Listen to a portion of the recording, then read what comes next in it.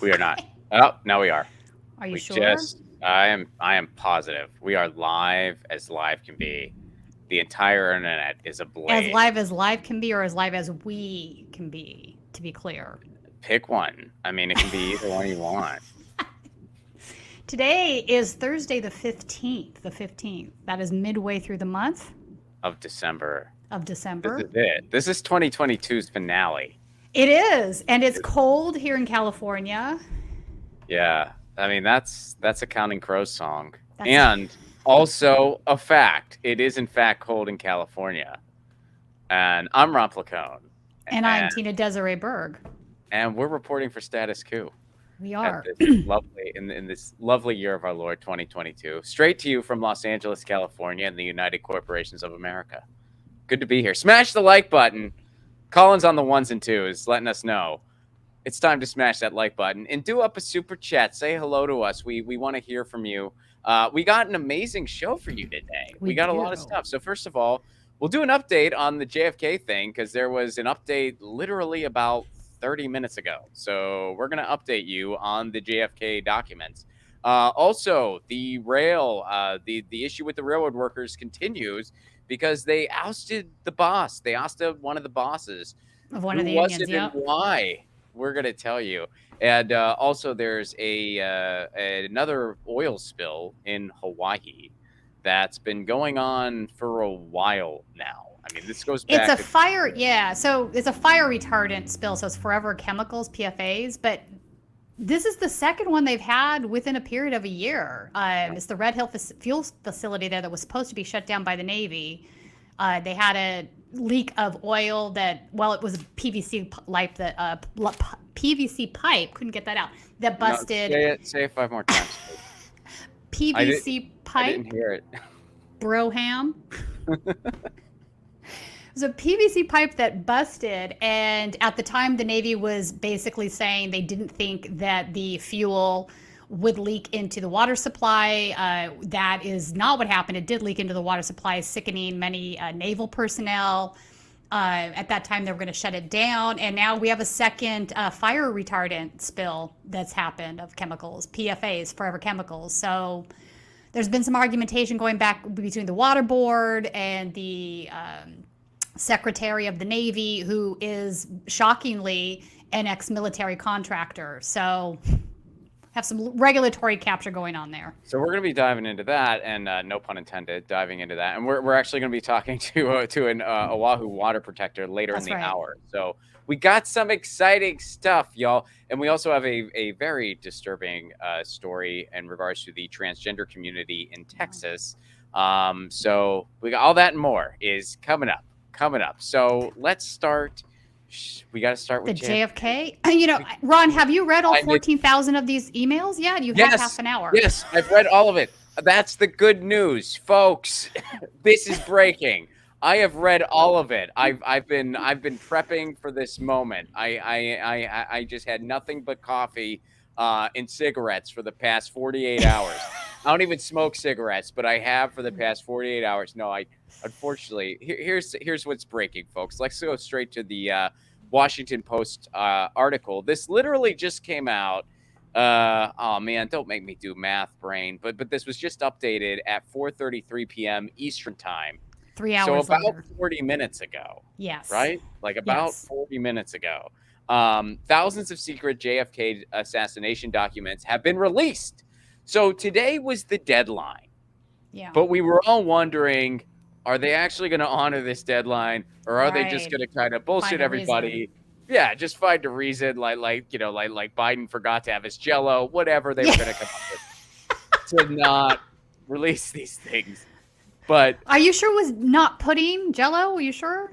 I thought it was pudding. I am really giving him a lot of credit, aren't I? I guess I'm in the holiday spirit. I'm going a little easier on the guy. I feel like but he probably has not graduated to Jell-O. You're right.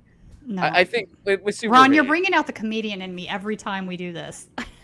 With supervision, he can have Jell-O. Maybe if Jill's right there, he can have Jell-O. That's a superhero power. That's his power. Did you see the Trump cards? No, Did you I'm see scared. that online? You didn't see that? No, I I'm thought scared you'd though. be all over that. It was what? funny. This was recently or last year or This was very recent. You must have missed it. But how did? I mean, yeah, this is your jam, dude. This is your.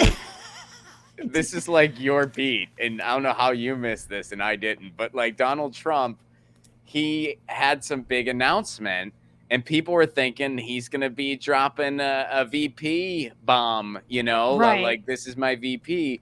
That's not what he did, though. Instead, he has these ridiculous trading cards where he's dressed up like a superhero, and they're on sale now this holiday season. Are you? I Wait, feel how- like you did know about How this. did I know? I didn't. I've been so All you know right. I've been so deep in this article I'm writing that I haven't paid Your as much. Hitler porn article? Right. Is that the one? You're really deep into this one? Everyone's waiting, by the way. Everyone's waiting. No pun intended by the deep into this one. Oh, oh. That was all you. That That was- was all you. Oh, yeah, Yeah, Colin got it. Yes. There it is. I walked right You into it. didn't Let's be order honest. this already? I walked. No, wow. Wow. So that's his announcement. He's a superhero on a card. And you That can is how buy it. he views himself. Now we need to have like the most ridiculous looking individual of him, like how he really is. Next to that, how he sees himself, how he really is. Like my, I mean, So there you go. So, all right. Oh, so, my so God. here's what happens, folks. Let's go to the Washington Post article. They Yeah. did end up releasing the documents, and that's really that's the breaking part here. So the Biden administration on Thursday released another batch of secret government files related to the assassination of JFK, 59 years after his murder and more than 5 years after the documents were originally required by law to be publicly disclosed. They were able to pull it off for 5 years. which is amazing, really. So the newly released, what is that? Tranche? What the hell? I don't even know that word. Do you know that Which, word? What is that? The newly released tranche. Oh, tranche. Tranche. It's like Oh, tranche. Okay. Tranche. a big wad of something is how I think of tranche. It's one Why of would those you just words say that wad? I don't because That's a tranche random sounds freaking word. I mean, tranche, it's a very nice sounding word. I dare say, even though it only has 7 letters, I say that's a $12 word. I mean, That is- it caught me off guard. I mean, that that's is not a a $12 word. word. That's I a agree. heavy hitter, tranche. Tranche became sort of like an infamous word when we had the last bank bailout under Obama's administration because they were talking about the tranche of securities of the credit-backed securities. I don't recall that. I mean, I recall when that happened. I don't recall tranche being Tranche. like in the in the. I'm news buying a sphere. tranche of shit securities because the shit securities are bundled with some good ones. Did Tranche. Obama say it? Was he like, we got a tranche? No, of no. I think security. it was We more got of a media way of Okay. framing. And apparently, this writer just likes that word, I guess. Tranche. They're into it, but there was a tranche of files, or a wad of files if you're one of the hoi polloi. But there was a newly released tranche/wad of files. A couple different numbers floating around here. There's a number in the 12,000s. Also, the number I Yeah. have here, 13,173 documents were posted by the National Archives and Records Administration. And then there's a link. You can go right to it. I have gone to the link. Have you? I have not Okay. read, well, I didn't read, like there's a lot of stuff You're like- here. So this stuff has been released. Like we got it. And here's some more good news. So first of all, the breaking news here is that they did in fact release it Right. instead of kicking the can down the road, which you might think, well, is that, dude, they've been putting this off for 5 freaking years. They've been trying to get around it for 5 years. And Right. finally, they had to freaking do it. And on Monday, if all goes as planned, we will be interviewing Lamar Waldron, who is a writer and historian who's been covering this beat for a very, Right. very long time. He is going to sift through these documents hardcore, Yeah. and he's going to tell us what's what. So Should that's be interesting. I'm pretty freaking stoked. I'm not gonna lie. I'm looking forward to talking to this guy. I'm looking forward to Yeah, I want to know like what part is conspiracy, what part is real. Like there's so many possibilities here. Well, I mean, there's a lot of stuff out there that really points in the CIA's direction. That they had some involvement in here. There's also some things floating around with Lee Harvey Oswald where he might have had affiliations that we had never known about. Right. There's a history of them silencing. Also, I'm curious People how who much were- of it's redacted, right? I mean, there'll probably be entire pages of black blocks, like. That's the fear, right? I mean, the fear. Yeah. I mean, I was talking about this on the show the last time we covered this. My biggest concern is like, you know, I use this example. So I used to live in Seattle, and on top of that, I'm a huge Nirvana fan. And every so often, they would say, like, there's newly released footage about the Kurt Cobain death, you know, because that's one of those things where people still are kind of like, well, is the official story all that happened? Because their investigation was terrible. Like, it was a totally terrible half-assed investigation at best. It sort of they was. Gotta live with that. They got to live with that. Like, it's totally plausible he didn't die the way they said he did. And so they release something every so often. But every time it trickles out slightly. Well, not just that, but it's also like it's a drawing that he did or something like that. Like, it has nothing to do. Right. It's interesting. If you're a big Nirvana fan, it's interesting stuff. Like, oh, here's a drawing Kurt Cobain did. But it's not like, oh, this... It's not necessarily new, informative information about how he died. Yeah, I gotcha. Exactly. I mean, this could be a big nothing burger, but I doubt it. There's got to be some gems in all those pages. So 13,000, and the fact that they've been waiting 5 years, there's got to be. I mean, Oliver Stone's probably already on part 2 of his documentary. Just saying. You think he can read that fast? I mean, Oliver Stone's a smart guy, but damn, 20 minutes? You think he burned through this? No, he has a whole entire staff. He's got a crew. He's got a crew. That's intense. I mean, imagine being in that room. Just be like, you take pages. I mean, who gets page 1? You know what I mean? Like, it's like you get 1 through 500, and then they divvy it up accordingly. Somebody's got to read that intro page, where it's just like, that was an easy one. It's just a title. Oh, man. All right. Well, there'll be stuff, no doubt, coming out over the weekend, too. But, yeah, I'm excited that we have this guest coming on. He's an expert in the area, so I'm sure he'll pick out the best gems for us to go over on Monday. I just got this. Jordan just texted this. Jordan, by the way, is not here because he recently made a person. I feel like everyone has a little adorable person. Yeah, he didn't do it by himself. His wife helped too, but like they made a person. And he's also working on a book. So Jordan's quite the creator these days. Frickin' humans and books. Humans and books. Oh wait, he's making his own school. He's just like I'm writing books and then I'm making humans to study these books. Wait, Biden still withholds thousands of JFK docs. So even with all of these, they're not all released? Joe Biden released more. So this is most, but not all. Okay. Oh, so he's still holding out. He's still, oh my God. All right, well, let's just go through this. Jordan just texted this to us. President Joe Biden's administration released more than 13,000 records. Okay, so it's still in the number that we had. Right. But it fell short of fully complying. No shit. With the spirit of the 30-year-old law demanding transparency by now. Tina, before we are done covering this story, I will make you as excited as I am about this. It's my personal mission. I will not stop until I accomplish it. You're gonna be. All right, really, you want to get me excited? Then we have to get our hands on the 3% of the records that remain redacted in whole or in part, because that's the juicy stuff. I'm with you.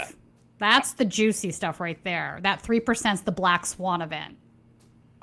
Absolutely. I'm with you 110%. So with Thursday's action, about 98% of all the documents related to the 1963 killing have been released, and just 3% of their math is a little interesting here.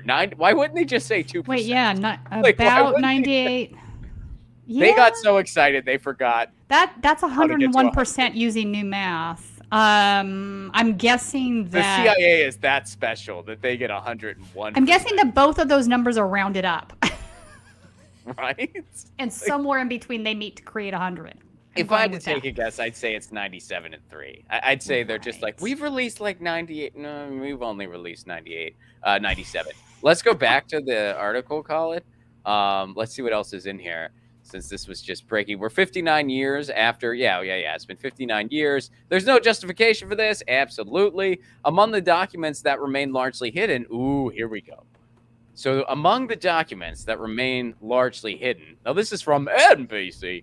44 related to a shadowy CIA agent, George Janitis, and a Janitis. Janitis, is that? Yeah. I think we're batting okay there. Yeah. and a covert Cuban-related program he ran that came into contact with Lee Harvey Oswald less than 4 months before Kennedy was shot. According to a covert Cuba-related program that he ran. That has to be very juicy. And what the hell does Lee Harvey Oswald have to do with that? He came into contact that's with what they don't want to tell you. That's what they're trying to keep from us. Right? Like that he had something to do with it. That's what they don't want us to know. I did not have Cuba-related thing in Harvey Oswald on my 22 bingo card. Did you? Maybe. I mean, maybe. Well, I mean, all they're doing right now is feeding conspiracy theorists like wide berth here. That's wild. Like it's the truth is stranger than fiction. If they're not telling us, there's something they don't want us to know, though. I know, but I mean, they're not like feeding as much as they're like, this is the shit we don't want to tell you. So I don't know. I mean, it's interesting. I'm looking forward. I mean, look, there's 13,000 documents we still have to, unpack. So I still am very much looking forward to unpacking those. But of course, more than anything, I'm going to go out on a limb. I'm saying there's 3% they're keeping from us. I would never round the more optimistic and be like, no, we got 98 and 2. We for sure got 97 it's not 2.3? Okay. And that 3%, I think is, some pretty significant quality. I'm going to go out on a limb and say I'm going to say it's the best quality, and it's the stuff we want to know about. I mean, who knows what else is in there. There might be some gems, though, that, they think that they're, sort of not releasing something important, but it turns out that it is. I mean, that's bound to happen when you have 13,000 files. The worst thing that could happen, and this still wouldn't be the worst. Or something accidentally doesn't get redacted that should have been redacted. Those are always good. Like, I mean, that happens. That's an optimistic. Now the worst case scenario is just 13 pages of love letters between him and Marilyn Monroe, which would be interesting for a different reason, but not. That would be a different story. Also quality engagement. Yes. So I feel like no matter what, there's something interesting going on here. But yeah. It's about about 4,300 records remain redacted. Interesting. Now they're saying nothing's completely blacked out, but it's like I mean, 59 years. It's been 59 years since President Kennedy was killed. That's like wild that all of these years they're still holding on to some of this. Well, here's the thing, and of course, like pretty much that's the gist of it right now, folks. They released a lot of stuff. They still haven't released everything. By law, they do need to release everything. So Joe Biden's technically violating the law here, although they've been kicking the can down the road for 5 years. And we are going to speak to Lamar Waldron on Monday, who's really going to be dropping some nuggets on what's valuable in these documents for us, and also. But the last thing I'll say on it is. I really do feel like if we ever did uncover what really went down, I mean, that's going to wake a lot of people up as far as like, how is this country really run? Yeah. So I want to read this one paragraph, Ron, and I have a feeling you know more about this than I do. So it says, as Oswald interacted with DRE and became known as an activist who supported President Castro, the Pentagon was formulating a plan called Operation Northwoods to stage a false flag attack in the United States to blame on Cuba and justify a military confrontation to make up for the aborted Bay of Pigs fiasco 2 years before. Do you know about this? I don't know about that specifically, but I mean, the United States tried to assassinate Castro. They tried to. Don't put it past the United States to try to assassinate an entire country. That's as bad as me saying Boham instead of Broham. But I mean, how many? It was like what 600 times they tried to kill Castro, right? I mean, there were just so many attempts. So this was just another attempt. Have a false flag attack, blame it on them, then you can just go, do whatever. So I haven't. This is very interesting. I didn't know about this. Okay. Yeah. Color me not surprised at all. I mean, it's just what. So they're 601. That's number 601. Times that they tried to kill Castro. Because boy, did they really want to kill that guy. They really wanted to kill that guy. So I mean, this was the height of the Red Scare, right? Communism was this big scary boogeyman, and mainly because corporate America was concerned about workers' rights. I think there are definitely some other issues there, but the main driver of this, I believe, was that. It was workers' rights, and they were also, let's be honest, they were scared of everyone knowing how to read. They didn't want that. They still don't want that. Yeah. So we will have some interesting stuff on Monday, and and I do think in the big scheme of things, that's what it really is. If we find out, like, okay, the official story is not all, which there's no way the official story is all there was, but when the general populace finds that out once and for all, and maybe we do get the truth about what really went down, that's gonna jostle a lot of people awake as far as this is how this country is really being operated. I mean, it would be absolutely stunning to me if this was related to the Bay of Pigs and Cuba. But now, did Oliver Stone touch on that in his documentary? Because I can't remember. I don't recall. I mean, I've seen bits and pieces of that documentary. I watched it so long ago, I don't remember. Because this NBC article goes in depth on this particular aspect, and this is not something that I really knew about before. Well, I guess, we'll know a lot more on Monday. Because we'll know a lot more about what they did release and where that puts us. And so apparently they did reveal some of this stuff. Some of this stuff as far as Oswald's relations there, and as far as like this operation, as far as a false flag attack. Yeah. So we should know a lot more about that, at least. Which, goes to show you, like, if this is juicy enough as it is, what's in this frickin' 3% they're not showing us?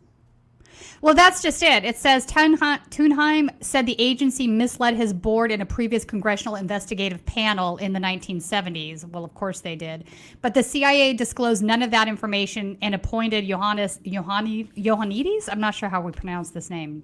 I'm saying Iohannides because that's in Swedish. You would say J as an H, but this is probably wrong way to pronounce his name. This CIA agent as an agency liaison to investigators, which impeded the 1976 House Select Committee on Assassinations Investigations. Its general counsel, J. Robert Blakey, told the Miami New York Times in 2001. So I guess they knew a little bit about this, but not the depth. Right. Yeah, we'll see where it goes. All right, we'll see where it goes. So let's go over to the railroad strike, shall we? Because the railroad. I mean, it's not a strike anymore. The government crushed the strike. But the workers aren't happy. They're not done. All. Yeah, they're not done, over. This is they're not over. Happy. And here's what they did recently. This is something that happened. This is from More Perfect Union. The railroad workers decided to oust a particular president. And which president was it? Can we pull up the article, Colin? So rail workers oust union president who backed the labor deal. In a stunning upset, the Brotherhood of Locomotive Engineers and Trainmen, the 2,800-member union of railroad workers, has elected a new president, Eddie Hall. And Eddie Hall won against the incumbent Dennis Pierce. Yeah. Now, Dennis Pierce was one of the presidents who backed that labor deal. And so apparently the workers are not happy with that labor deal. They weren't happy with it. 8 unions signed on to it. And even the 8 unions that signed on, it's not like that meant all the workers were happy. It just meant the people in charge were like, we'll sign on. Right. Well, now they're ousting the people who made that decision. And the other unions that were against it completely were the biggest ones too. They were against it entirely. And Joe Biden said, screw you, you're taking it. I'm going to invoke the Railroad Act of 1926 and force you to take this thing. And by the way, we're not giving you your sick days either. So importantly, the BLET, this particular union, is the second largest that was involved in the negotiation. So they have a larger membership than a lot of the other ones do.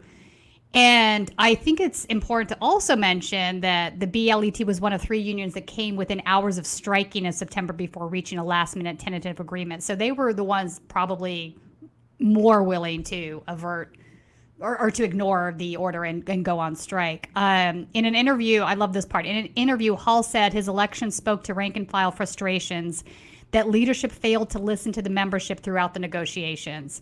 This is Hall's quote. He's the newly elected president. We have a union, but members are not involved, he said. I'm hoping to get out and listen to the membership. So, this is not unusual where you have a labor union's board not necessarily in step with the membership. And I hate to say it, and I'm saying this as a union member that has been guilty of this in the past as well. I don't always vote on, the board when they come up for elections, because it's, you're not always clear on who has what opinion, and you sort of want to believe that everybody in your union's on board with fighting for workers' rights, which is not necessarily the case. And I think for a turning point for me was when I found out that one of our board members was like a hardcore Republican. And I was like, and I asked him, I'm like, wait, you're a Republican? I'm like, do you believe in work to right laws? Because that's what the GOP is behind. I don't understand how you're in a union and on our board. And he's like, well, you can't be anti-leader or a business leader. And that's not a good position to have either. Anyway, I was just like, okay, I got to start voting on union board positions. Sorry, y'all. My cat's going a little nuts.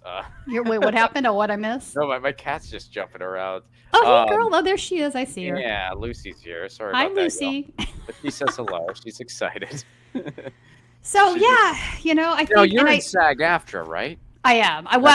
Originally, I was, before the merger. I've been a member of SAG since, 1991. So a very long time. I was a member of SAG when you had to be Taft-Hartley for speaking roles in a union production. So it's changed a lot since when I first joined to now, and it's a very watered down. It's more like a club now, I would say. But that we'll table that discussion for another day. Sure, yeah. That's a different topic for a different day. But yeah, it's so I hope that this new guy does what he says he's gonna do. I don't know anything about him. I'm not doubting the guy. I have no reason to, but I really hope that this is a new tomorrow, and that's one of the positive things to come out of this, where you have a better relationship between leadership and workers. Well, I think in the very least, he's probably going to continue to pressure the Biden administration based on the Bernie Sanders, letter that was sent to him on the options that they have as far as still getting the sick days put into the contract. So there's still options. There's three of them. It's not dead. And I'm sure that labor is going to continue to pressure Biden administration on this.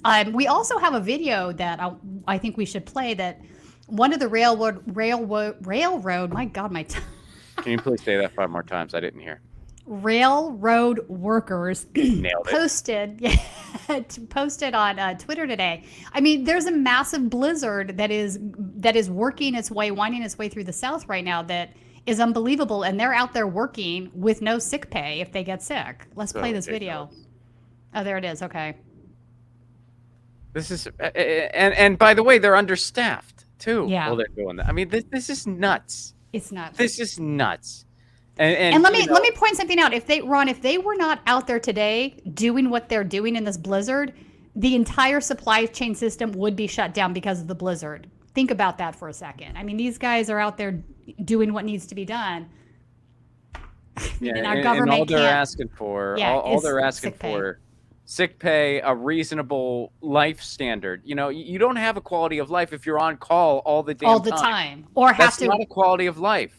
It's not a quality of life. Or have to run, a whole entire train thing on your own with no crew. I mean, that's insane too, and it's also dangerous. It's ridiculous. It's ridiculous that this is where we're at. And yes, they can afford. You heard the people on our shows, Gabe Christensen and some of the other workers we spoke with, where they're talking about, I'm hoping to, I take this medicine in case I fall asleep. I know it'll jolt me awake right away. It's like, that's not safe for anyone. I mean, first of all, that's straight up abusive to workers. Yeah. And that's not safe for everyone. Do you like knowing that somebody in that condition has to operate a train by themselves? No, it's that's crazy. Freaking horrible. Yeah, it's horrible. So it's good that this is not over. It's good that we're at least seeing some actions. It's absolutely sinful what the freaking government did. It's disgusting in every way. Biden has shown his entire ass as if we hadn't already seen it. But I mean, wow. And I hope they're not done fighting back. They should at the very least get this sick pay. There is not one, not two, but 3 ways that it could be done. So, man, for crying out loud, at least do the bare minimum here and get their. I'm not counting on it. Not with this administration, but or any administration. Or any, I mean, to be frank, No. I mean, I'd be feeling better if Trump was in. He'd probably. No, it'd be worse, honestly. But right. Yeah, I feel you.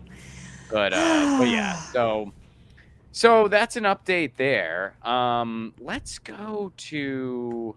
Why don't we go to What's our a next? quick? Well, we're gonna do the. I want to do I think the we have. Hey, Colin, do we have a trans clip story. of? We can do the trans story, but should we play a clip of Right Wing Insanity Report preview? So this week on the show, I have Zach Roberts, who is a photojournalist who has been present at all kinds of crazy things, from Charlottesville Unite the Right, Patriot Front marching in D.C. And he actually interviewed some of the neo-Nazis there at Charlottesville. But so he's coming on, and we're going to go through some of that stuff. It'll be interesting. Is there a preview? Or... I don't know. Colin, is there? I think he said there was one. All right. Well, let's go. Let's do the trans story. Yeah, let's just go to the trans story then. So this is from the Washington Post, y'all. And this is very frightening. This is again, this is the continuation of what's going on. And this is kind of, when we say things like, look, when you really read something like the Don't Say Gay bill, which of course is in Florida, not Texas, but still, when you read these bills, you see what it's really about. And you see that it's really about just basically trying to stamp out LGBTQ youth. That's literally what it's actually about.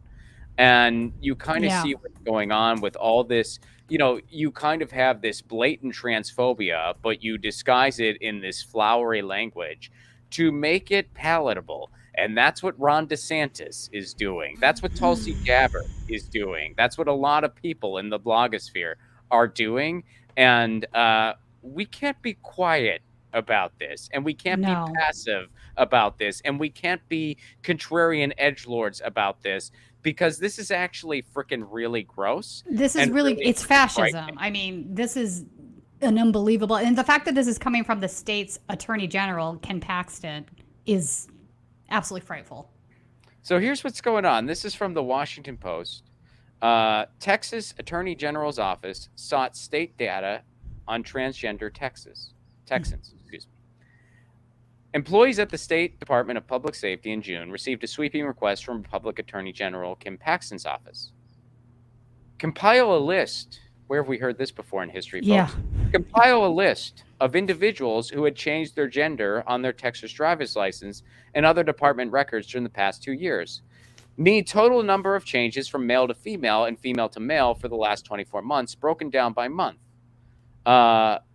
We won't need DL ID numbers at first, but may need to have them later if we are required to manually look up documents. After more than 16,000 such instances were identified, DPS officials determined that a manual search would be needed to determine the reasons for the changes. DPS spokesman Travis Considine told the Post in response to questions. Now, here's the deal. This is not... I mean, it's one thing, obviously, when somebody, when their gender changes... Of course, you report that for ID purposes because you are, you have a different name and stuff like that. And that's totally fine. But this is a targeted list. It's scary. Why it's a targeted, a specific list. And that, I mean, there's no answer to that question other than they want to just have it handy to brutalize people, likely. I agree. I mean, why else would you need that? Why would you need that specific of a list where it's everybody? Why do you need that? You don't. It's chilling. It's a very chilling thing that's happening. It's frightful. It's fascism.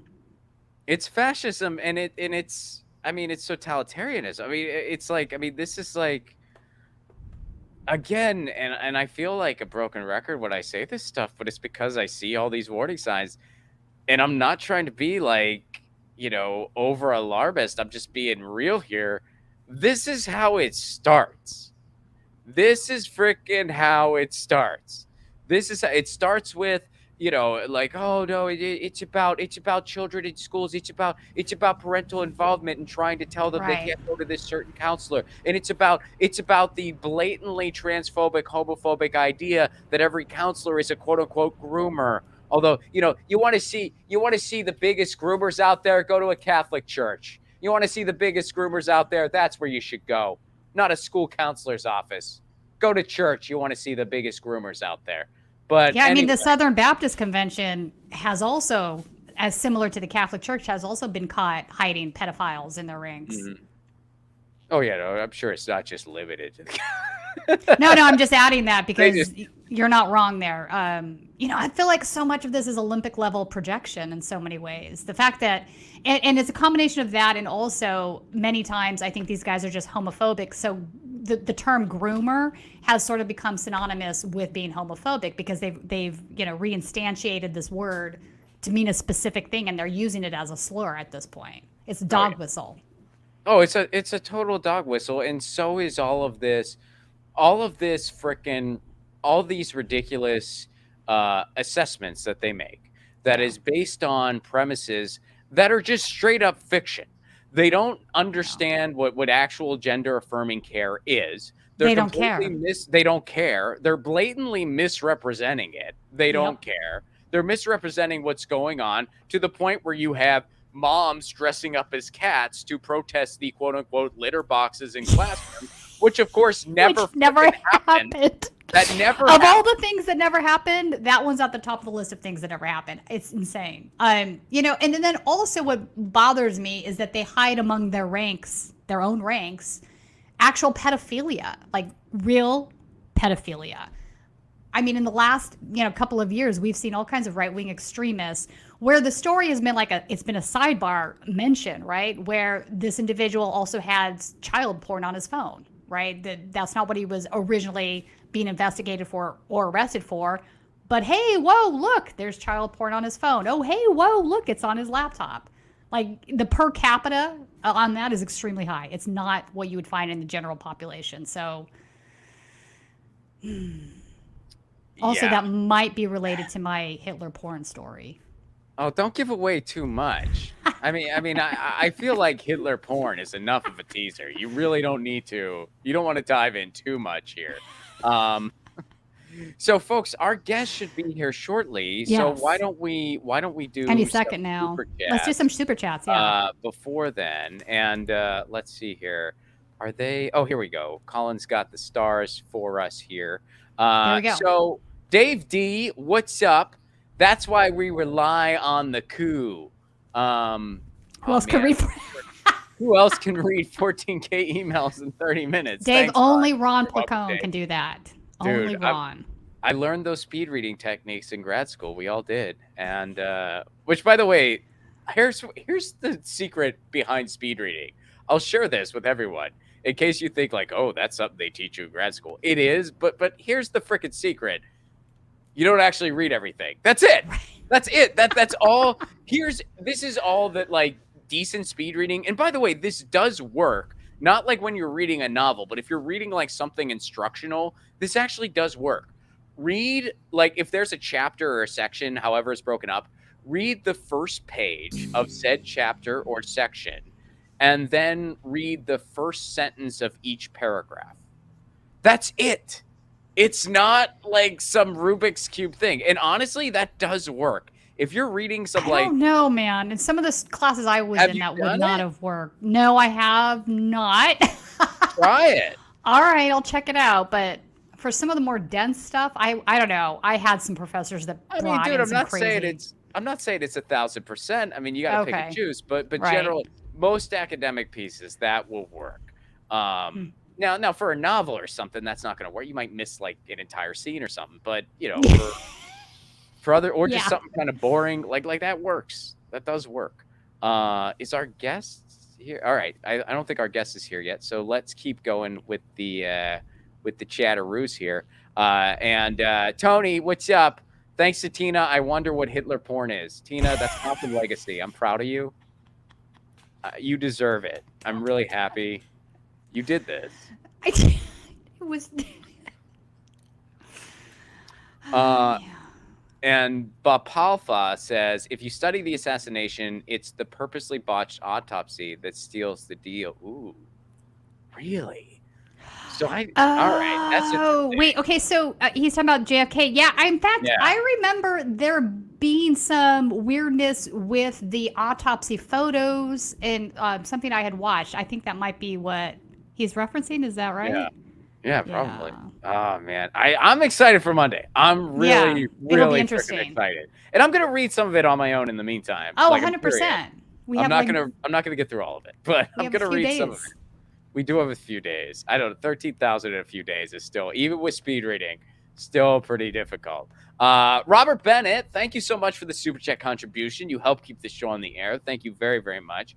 Tony DeMeo, thank you for the super chat while you're wondering about the Hitler porn. Great to see you, Tina and Ron.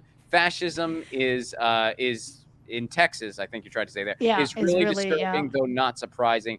Have a great weekend. Totally, Tony. And thank you very much for that. I hope you're having a great weekend as well. And thank you for your super chat contribution.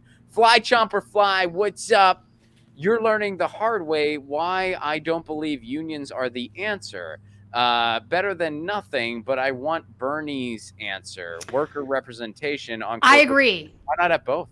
Do you know why not have both? 100%. But I don't know if you know that Bernie is borrowing that from Sweden. That is a Swedish law. There's two on every corporate board. There are 2 seats left for workers or union representation.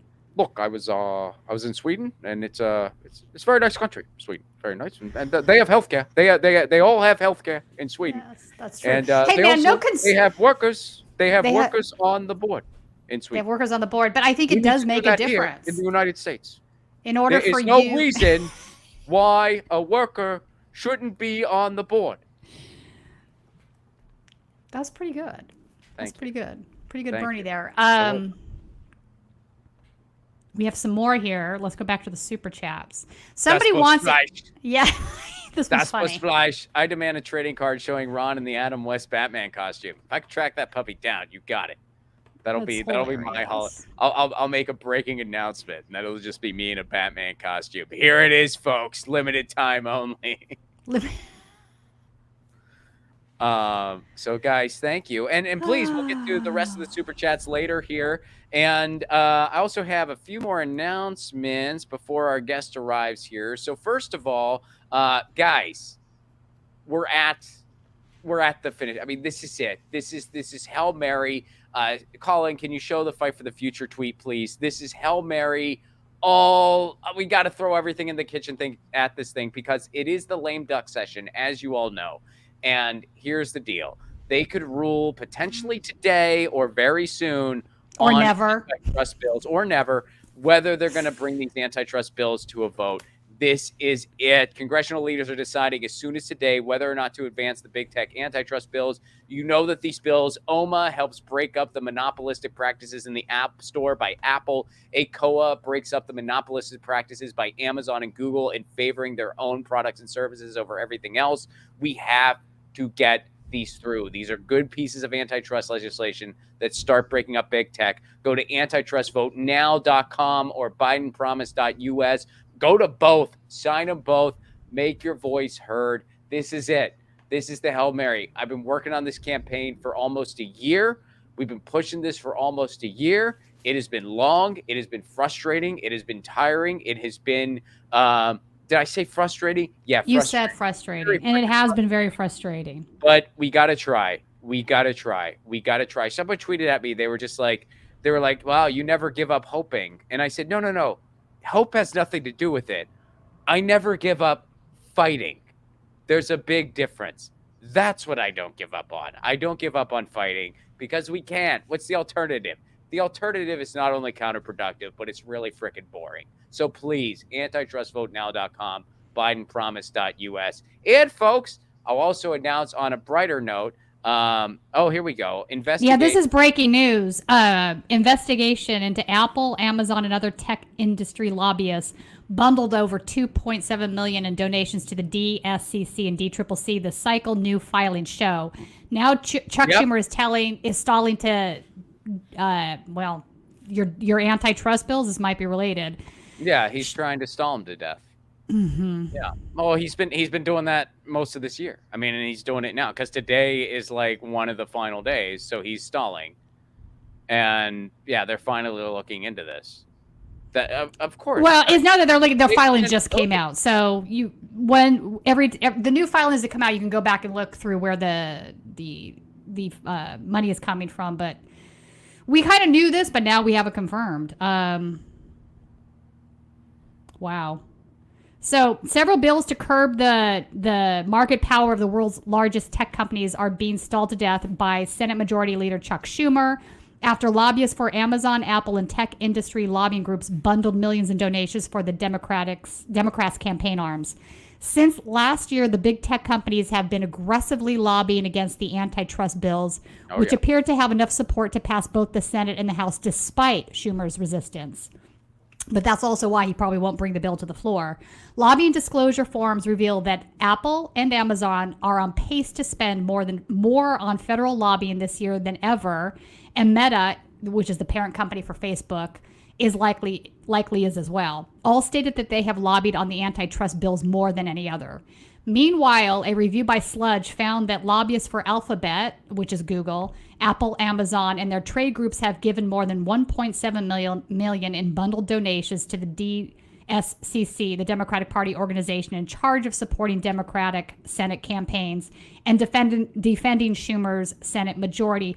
And remember that the DSCC and also the DCCC often give money in primaries to their candidates of choice when it's to Democrats. So they've done that repeatedly in the past. The Senate has the way they crush progressive challengers, because they require you to like use their consulting and stuff like that, which a corporate backed candidate is going to be able to pay for no problem. A grassroots candidate, not so much. They know this.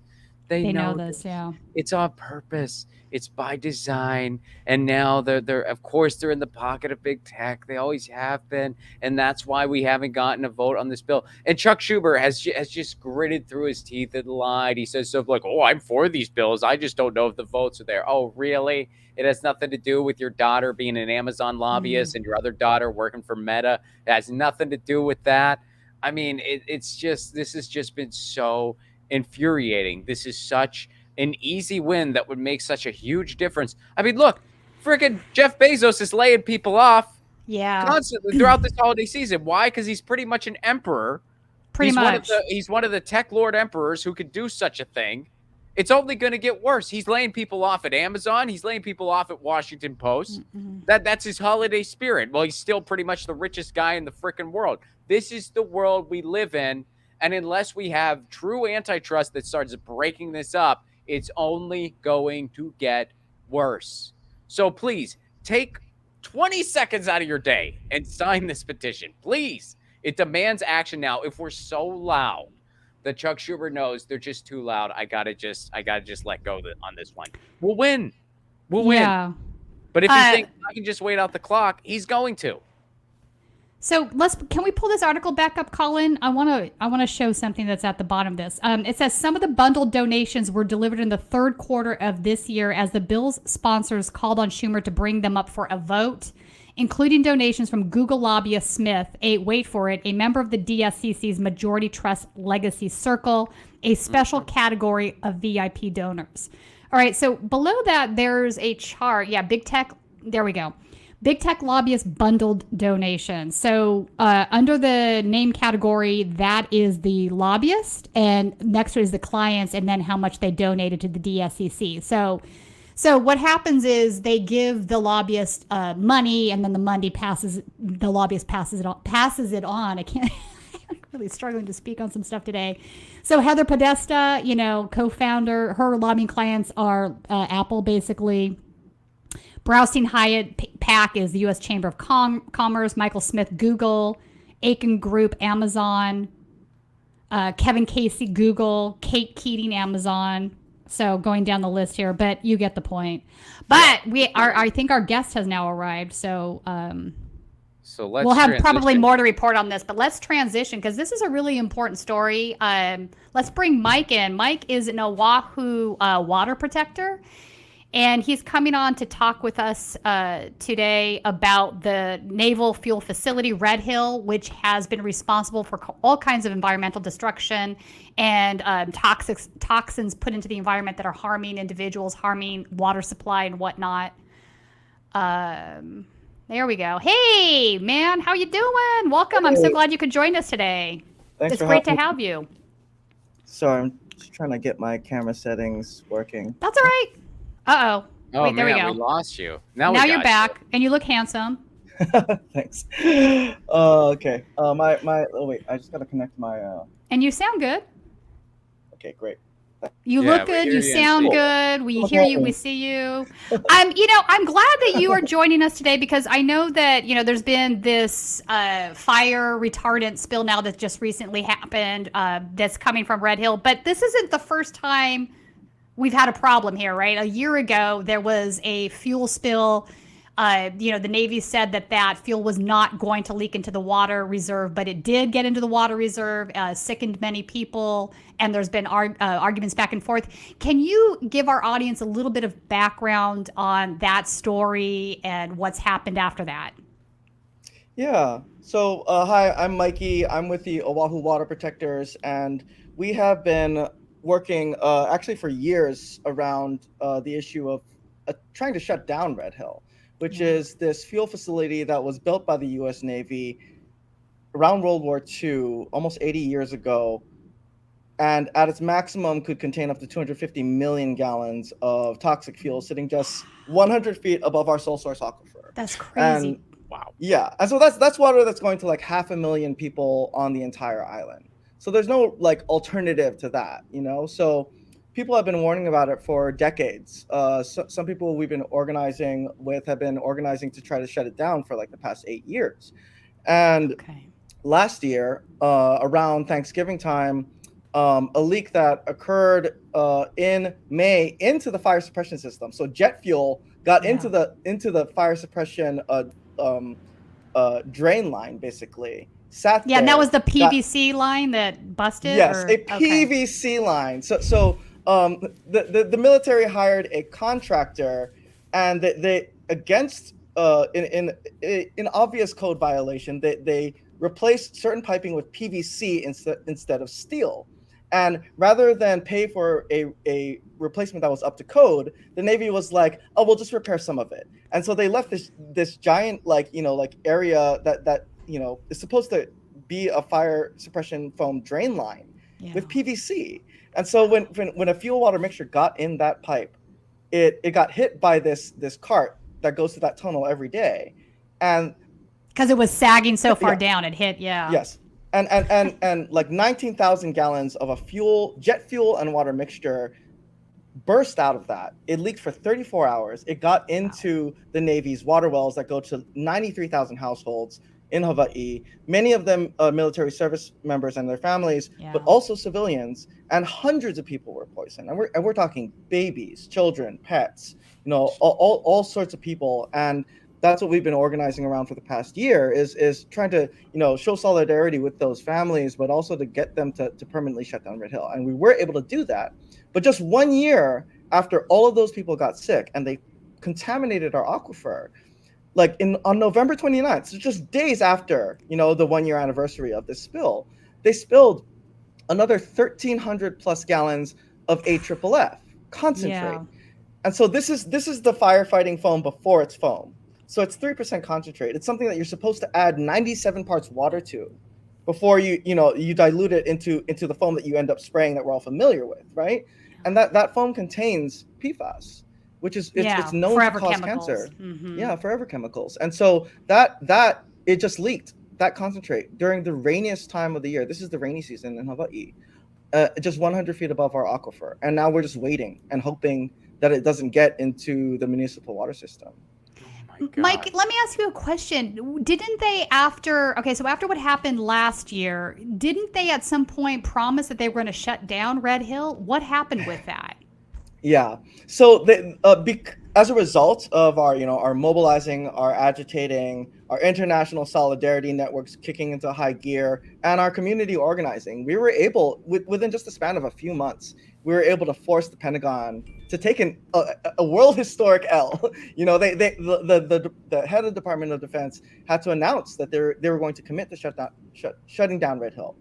The problem with that is that they are still moving like molasses, right? Mm-hmm. When it comes to like a multi-billion-dollar make work project for the military-industrial complex, they can or funneling billions of dollars to fuel a proxy war in Ukraine, they can work as fast as possible. But when it comes to addressing an existential crisis for a sovereign nation that they are still illegally occupying, well, then there's all sorts of reasons why they can't defuel.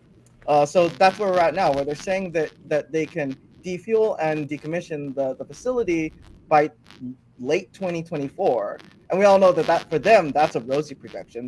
They're going to try everything in every way they can to push that back.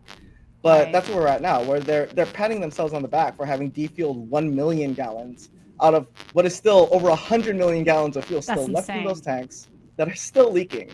And now we find out that they have this AFFF concentrate, and the entire storage tank leaked. It is completely empty. And what's so scary about that is that PFAS, it is 1,000 times, literally 1,000 times more toxic than jet fuel. Jet fuel is bad enough. The people who ingested jet fuel, the families that, I've gotten to, get really close to over the past year, like their lives and their children's lives are unalterably changed by this. Like they will deal with the consequences and the health effects and the knockoff effects of this for the rest of their lives. Even their children's children might feel it, right? And so that was poisoned water that they ingested and were exposed to, measured in the parts per billion. PFAS, on the other hand, is enough to be dangerous in the parts per quadrillion. And so the actionable levels, the EPA actionable levels, which are still in many people's opinions too high, that's measured in the parts per trillion. Right. So PFAS in the parts per trillion, that's like a fraction of a fraction of a fraction of a single drop of water in an Olympic-sized swimming pool. And 1,300 gallons of AFFF concentrate leaked into the aquifer, essentially, right? So that's just frightful. Yeah. I want to play. There was a video produced by. Oh, real quick. Yeah. Oh, just real quick, Mike. You sounds like there's some audio issue with your mic as well. Might just have to disconnect and reconnect. Oh, I thought that was okay. I could hear that. For a second there, I thought it was my headphones. We can play while he's doing it. Why don't we play the Empire Files clip? So Abby Martin and Mike Preisner from Empire Files produced a couple-minute clip on what was going on last year at Christmas time. So this was right after the first spill. And I think it's interesting to learn a little bit about the people involved, because the Navy Secretary is part of the military-industrial complex. He comes from a startup company that contracted with the Navy. So I want to play that. And then, Mike, I think you might have contributed to this little clip in some way, is my understanding. That's correct? Yeah. Let's go ahead and play this, and then Mike can talk to us about it.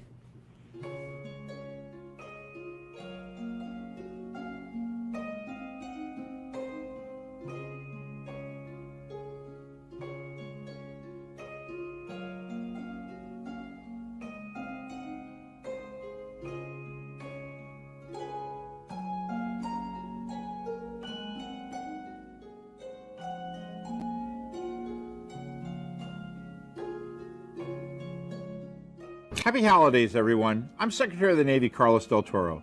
My wife Betty and I would like to wish all our sailors, Marines, civilians, and military families a happy and healthy holiday season. Whether you're at home in the States for the holidays or serving around the world, we are incredibly grateful for everything that you do.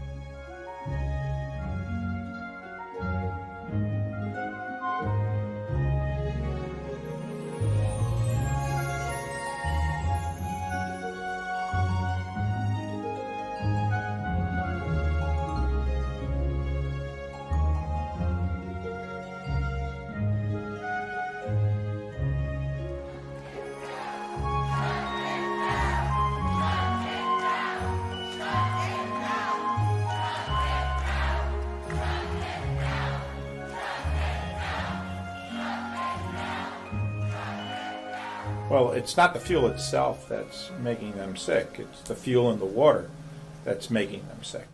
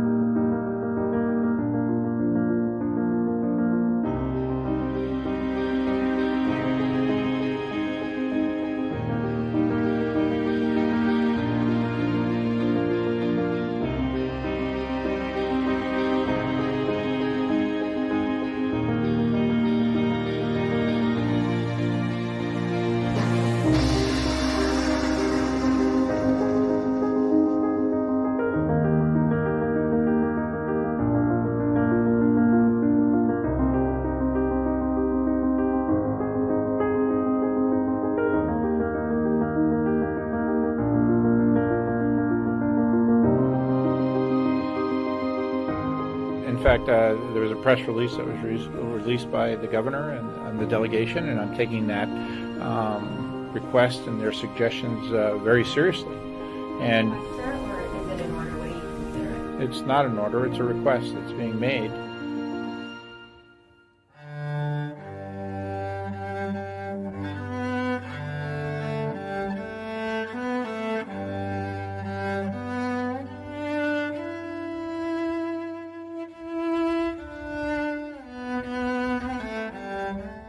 The Navy and Capulina Beach homes blatantly lied to the community about our water being poisoned by the jet fuel leak. A lot of residents were still showering, bathing their kids, and having all these side effects, but they trusted what our property managers and the Navy were saying. I haven't seen nothing from anybody. I haven't gotten any help. Yeah, they give you the runaround. For what? Because somebody doesn't want to be liable for telling you something that they're not supposed to tell us? Like, what's really up?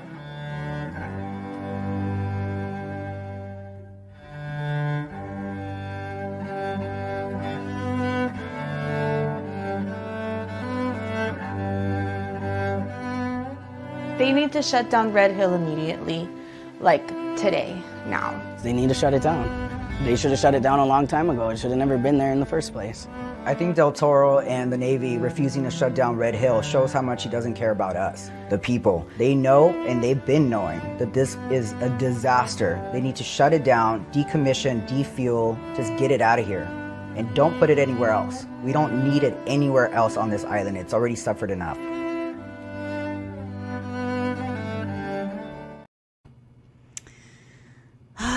Wait, what happened to Mikey? I don't know. Oh, there he is. There he is. There you are. There's your handsome face. Okay, so I'm the really well-produced video, let me say that, and it's informative. You know, the part where he says it's not the fuel that's a problem, it's the fuel that's in the water that's a problem is just... Are you kidding no me? shit. Like, really? You know, it's kind of funny.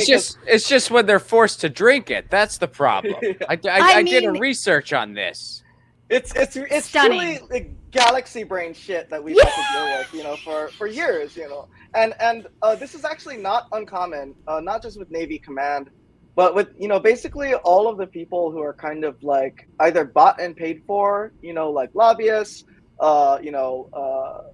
legislators who claim to be progressives but who are in the pocket of the military-industrial complex, and defense contractors, and also even certain subject matter experts. Like, we recently had this Board of Water Supply meeting with, you know, the Department of Health and the Navy, and the Department of Health's own expert was talking about how, you know, like he's the toxicologist, and he's talking about how this certain level of like 160 parts per billion of jet fuel in the water is acceptable limits beneath what they would consider actionable levels, environmental actionable levels.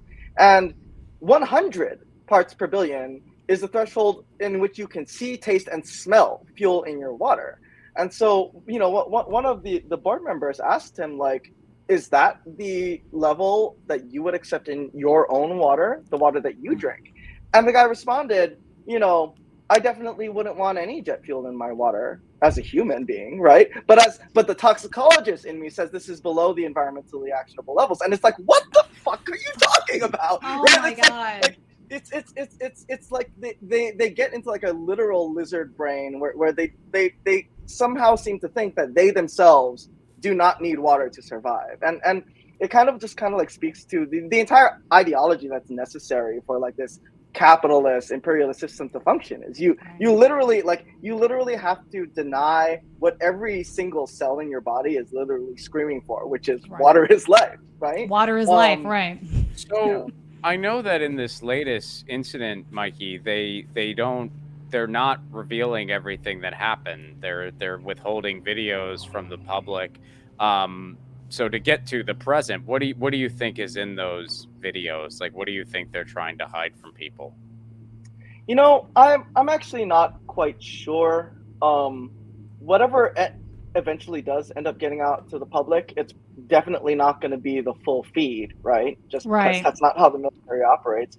But this is actually quite familiar to the spill last year, in the sense that there are video cameras placed all around that facility. in every part of that tunnel. Like, we visited, and one of the first things we saw, we entered through Adit 6, where the jet fuel, where the AFFF spill occurred and spilled out of to the outside of the facility. One of the first things I saw there was a security camera, which they initially claimed was not there. You know, they didn't have footage of. When the jet fuel leak happened in 2021, they claimed there was no surveillance footage because mysteriously and just completely coincidentally, they had hired a private contractor and someone had clipped the line that knocked out all the camera footage for months in a place that they say is, you know, is so secure that it is completely closed to the public. They're highly secretive and selective about who they would even let visit that site. But for some reason, they weren't bothered to fix these supposedly broken cameras. And so they initially claim Admiral Wade, who's just you know, recently replaced, you know, because they all circle out every like three years or sometimes less. He said there were no security camera footage of the event.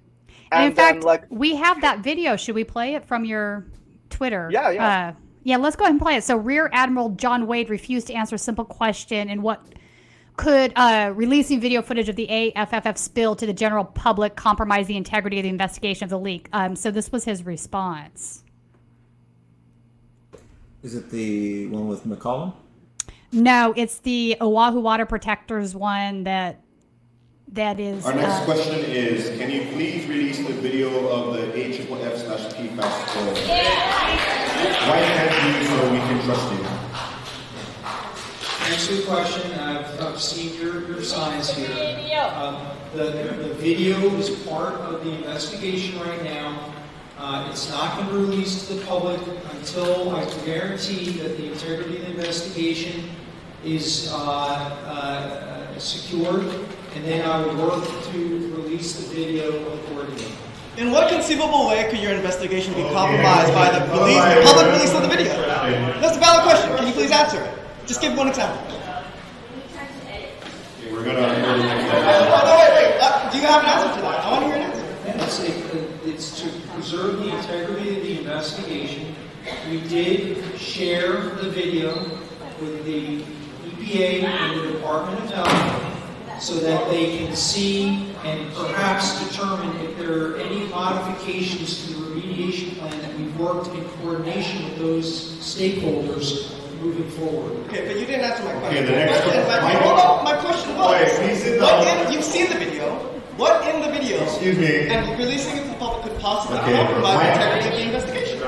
My next question is. No, don't shut this right now. What are you covering up? Can we go to the next question, please? No. I don't go to your house and make any kind. Well, they're in our house.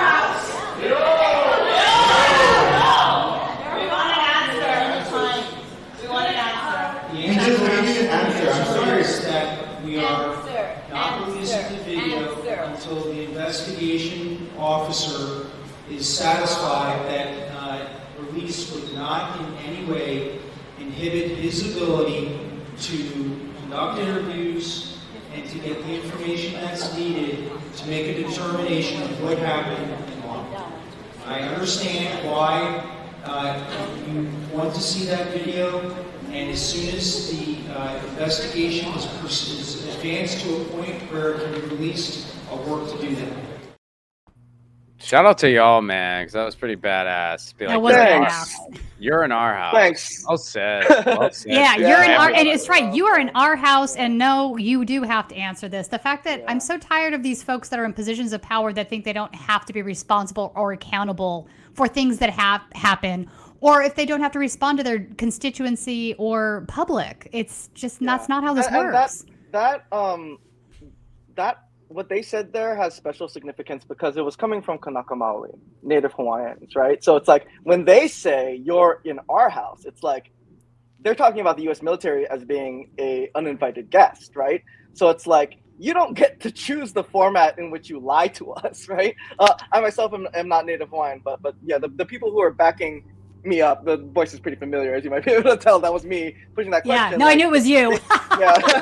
I mean, there were plenty of Kanaka who were demanding, more transparency because, and here's the thing: is like, so they couldn't answer a basic question.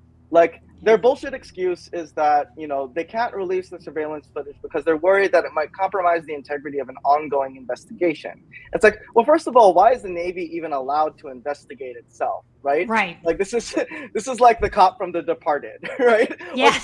I like to, refer to it as like, not only is the fox guarding the hen house, but like, after someone has killed all of the hens and then stolen all the eggs, they've hired a fox detective to investigate the scene of the crime. That's what's being done here. And so the simple question that I asked is like, how could releasing this video to the public possibly compromise the integrity of the investigation, particularly when everyone you need to interview about it has already seen the video, right? If you've circulated it internally, then there's no reason not to circulate it widely, because there's no conceivable way in which it compromise the integrity of the investigation. And the thing is, like, I don't think there's going to be any smoking gun in these surveillance cameras. Right. Like, I think, I think what people are maybe picturing is like, kind of like a Charlie Chaplin, like Three Stooges, Mr. Bean type, scenario where like somebody's like tripping in like, hey, triple F concentrate, and someone's trying to help them up and they fall. It's not going to be like that, right? But I just think the video footage alone being available to the public, whatever is witnessed by any worker there, just seeing whatever type of leak is going on there, and the visual of it traveling, like, that's a powerful image that just makes them look even worse, right? And that while optics, it was happening on their watch, but they clearly weren't watching. When they clearly weren't watching, that's exactly right. So the water board, I want to bring that element into the conversation. I have a clip from Honolulu Board of Water Supply Chief Engineer Ernie Lau talking about what happened, and he gets visibly upset in this video. I want to play this clip, and you can fill us in on what's going on in relationship to the water board. I'm sorry, I couldn't get a good night's sleep last night.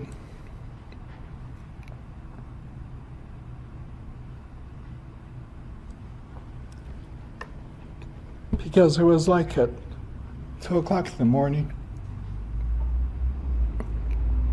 And not a literal scream or cry, but in my mind, it almost felt like I heard a scream or cry of our aquifer, the vi in our aquifer in that area crying out to say, no more contamination.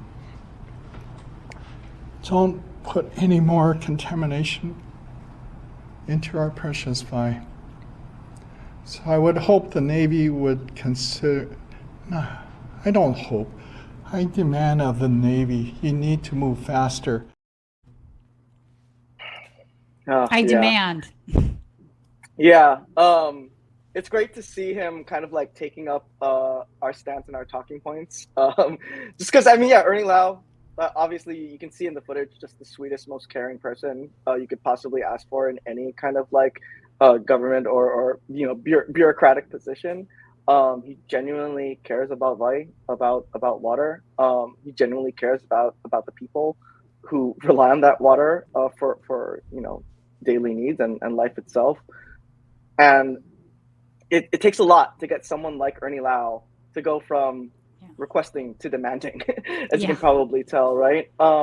And that emotion, it came out of him once before, and that was, during the jet fuel leaks. And it really helped to galvanize a lot of people into action and to actually see, someone who supposedly represents the interests of the people, actually, walking that walk and talking that talk. And to see a level of transparency you would never see in like the Department of Health or the EPA or the U.S. Navy, for damn sure.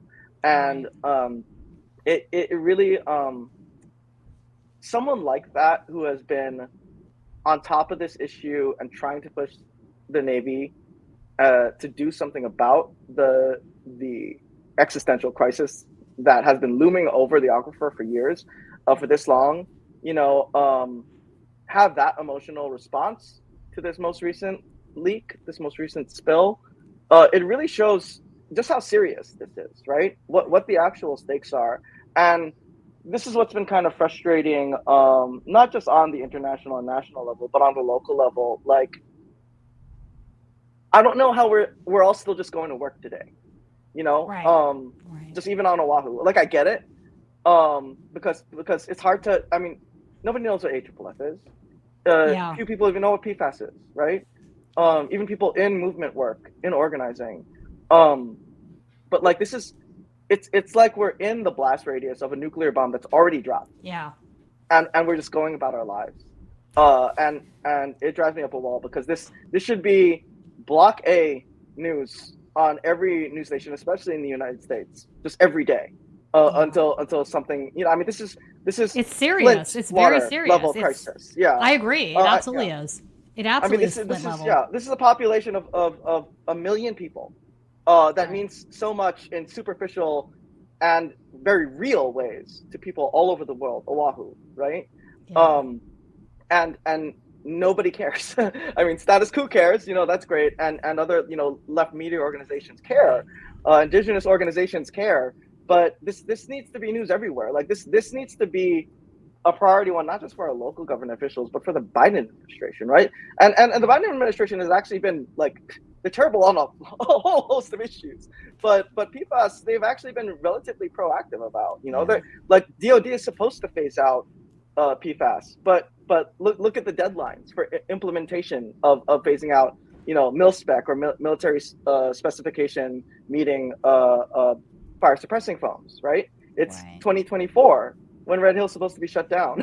So now, by the time DOD will actually be compliant with standards that you know, don't endanger our aquifer with PFAS, Red Hill should be closed by then. So yeah, we're kind of in a bind here. But that's also no excuse. There's no reason that they can't replace their existing systems with a PFAS-free AFFF foam, or an alternative to AFFF entirely. There's no reason that the U.S. military, they just recently, you know, put forward an $835 billion annual budget. They have the resources. Right. They don't have to have bake sales to replace their AFFF system. Right. Bake sales. Yeah. I want to talk a little bit about congressional responsibility here, or obligation. I have a clip from Betty McCollum, Rep. Betty McCollum. This was from last May when she was questioning Secretary of Navy, Del Toro on Red Hill. Let's play that clip, and I'd like to hear some updates from you on where you see Congress in all of this. Red Hill was a World War II fuel depot built in Hawaii, built over an aquifer. No one was paying attention to aquifers at the time. We know how important they are now. You're well aware of the leak and the issue we have up there. We need to get that fuel depot repositioned, removed. In the meantime, we have to make sure that no further damage is done.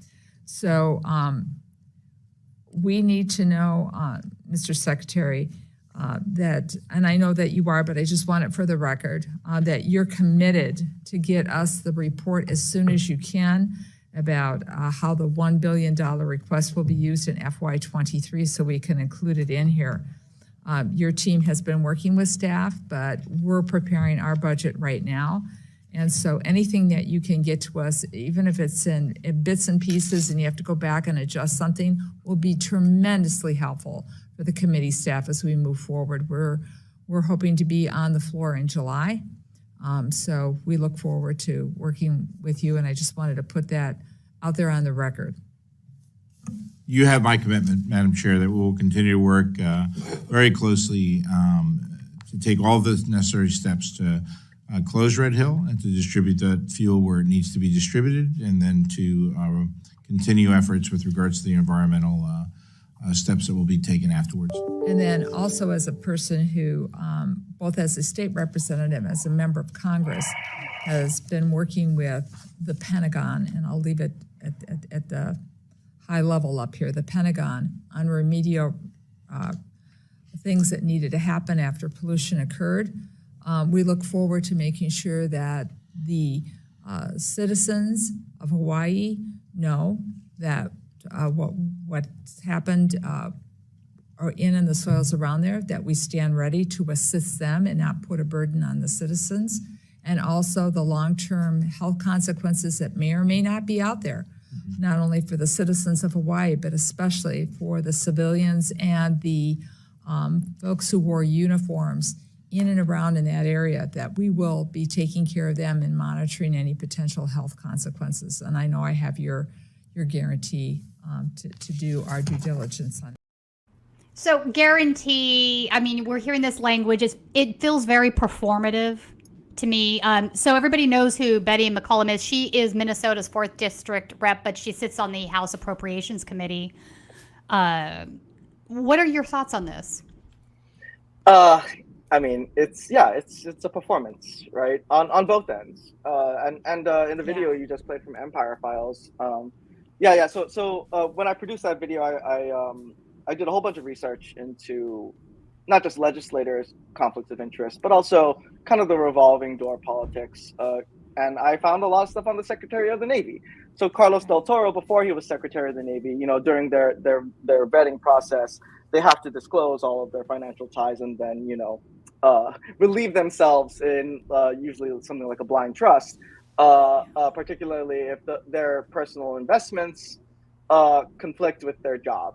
And so he was the co-founder of this company called SBG Technology Solutions, which relates to, Navy contracting work, include like it's a lot of IT stuff, but also in like shipbuilding processes. Okay. And so he divested of $25 to $50 million in owner equity before, being voted in as the Secretary of the Navy. And you can best believe that, he's going to go right back to that business as soon as he transitions out of that spot. Yeah. In fact, he's made very public, demands for the Navy to have, a much greater, wrapping up to really escalate towards World War III with China, despite China having zero interest in engaging in that, right? To really build out the ship fleet. So he's basically preparing the other side of the door that he's going to exit out of, right? And so we can't trust people like Carlos Del Toro to do the right thing by even the Navy families, because I went with Abby Martin and Empire Files onto one of their ships during the Rim of the Pacific Games, which is, they're the largest military games in the world, where the U.S. invites all of its like imperialist allies and vassal states to come, blow up the land and water, the indigenous, lands and waters of Hawaii, and also, several other places around their territories. And so we got on this ship, and then we were left off at a hangar, and we were told by our handlers that Secretary Del Toro would be taking questions. And one of the questions from the local reporters was, are you going to visit the military families affected by Red Hill while you are here? And he said, no, I don't have time for that. I'm completely consumed by RIMPAC. So that just gives you an indication of how little he cares, even about, the people he you would want to believe he actually cares about. So just imagine, like, if he and Navy Command care that little about their own service members, how little they care about, the people of Hawaii, namely the people who are indigenous to this Aina, right? So, and it also has to be taken into account that, like, in the monitor wells in 2021, the Navy was getting readings of like over 400 parts per billion of TPHD, which is the most toxic part of jet fuel, in their waters early as July. That's and bad.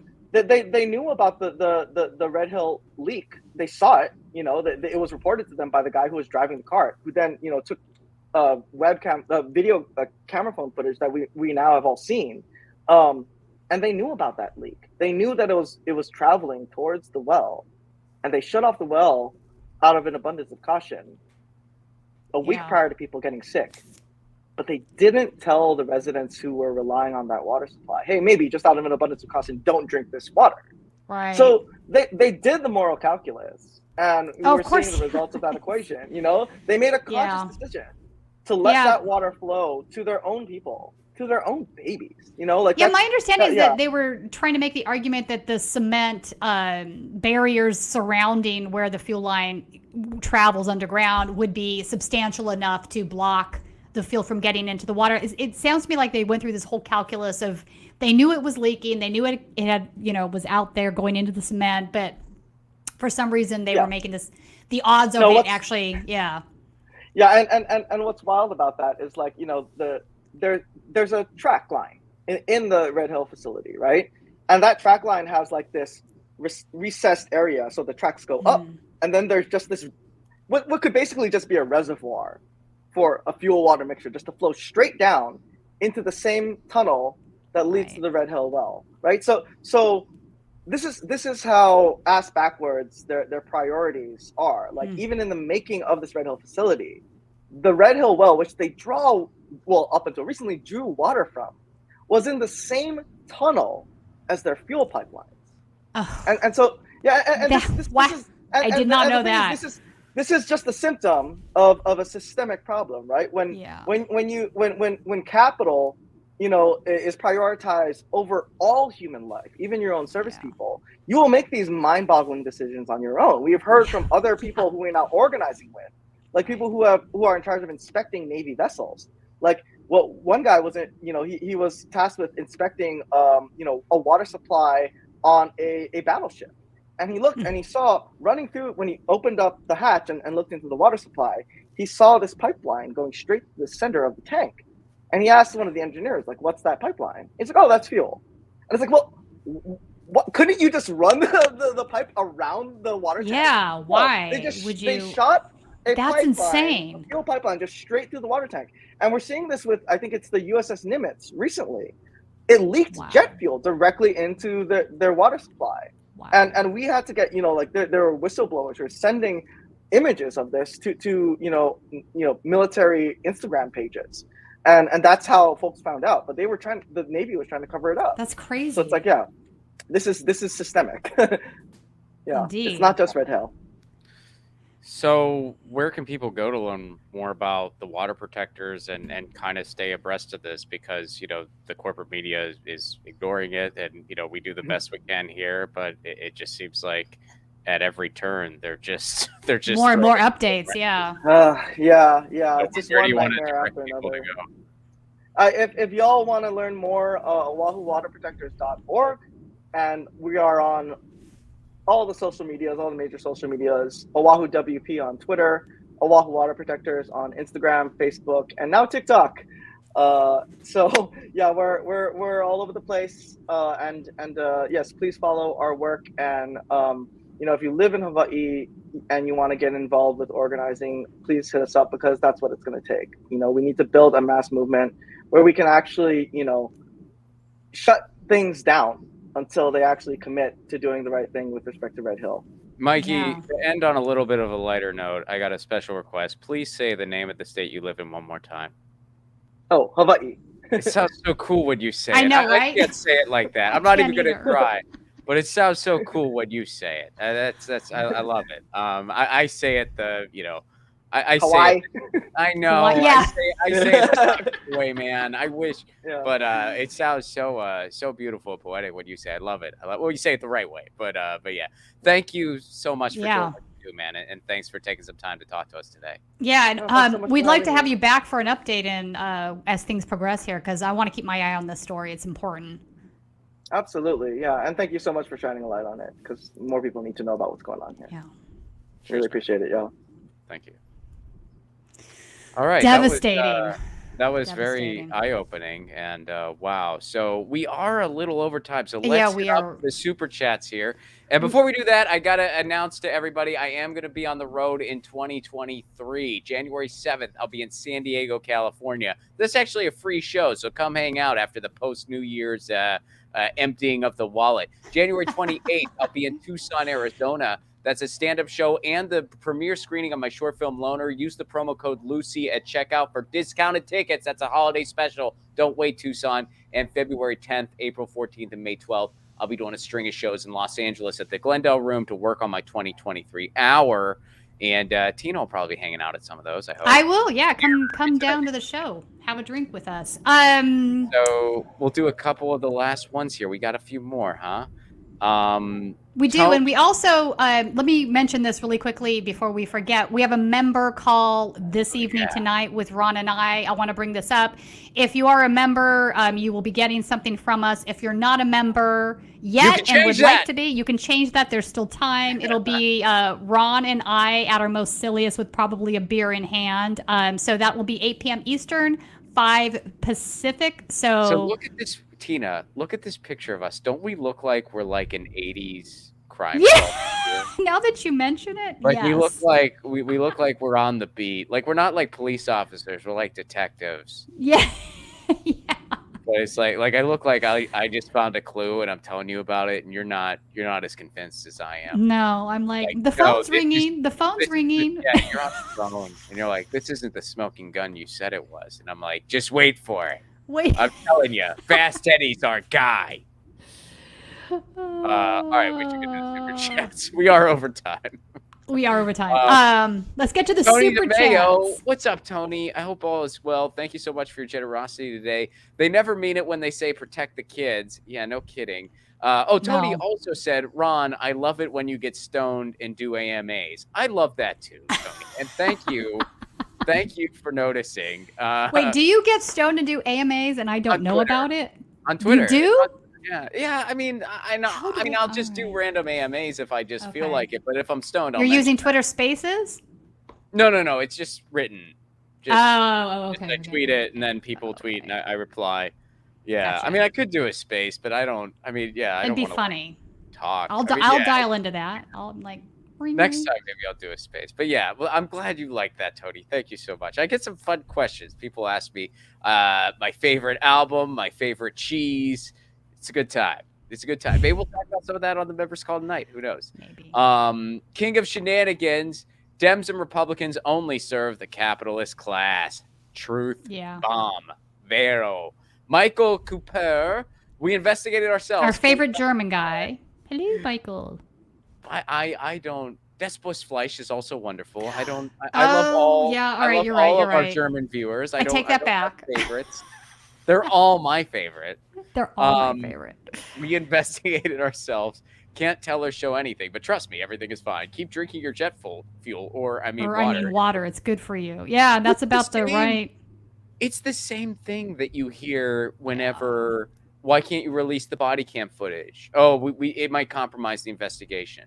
It's the same thing. It's the same thing that whenever a cop murders somebody, the same bullshit excuse they get. Yeah. So thank you for that, Michael Cooper. One of our favorite all of the viewers are our favorite German viewers. All of them. Even the ones that aren't German. even the ones that aren't German. Al S, we need a link to that video. I think Status Coup definitely tweeted it out. Which video? Which one? Well, I'm not sure. I put it. I'm pretty sure I got the right video. I put it in the chat one. Oh, the Empire Files one. I'm guessing. Or I think it was the one of the one water protector talking. Oh yes. Okay, so that right. would be on. He has that on Twitter too. Mike has on his Twitter. If you go to his Twitter, it's on there. All right, so we do have to wrap here. So Laura Baza, thank you so much for the tip. Thank you very, very much. And did we get them all? Okay, here we go. Neos, what's up, buddy? Did I already ask if you have time for a Force the Primary 2024 live react?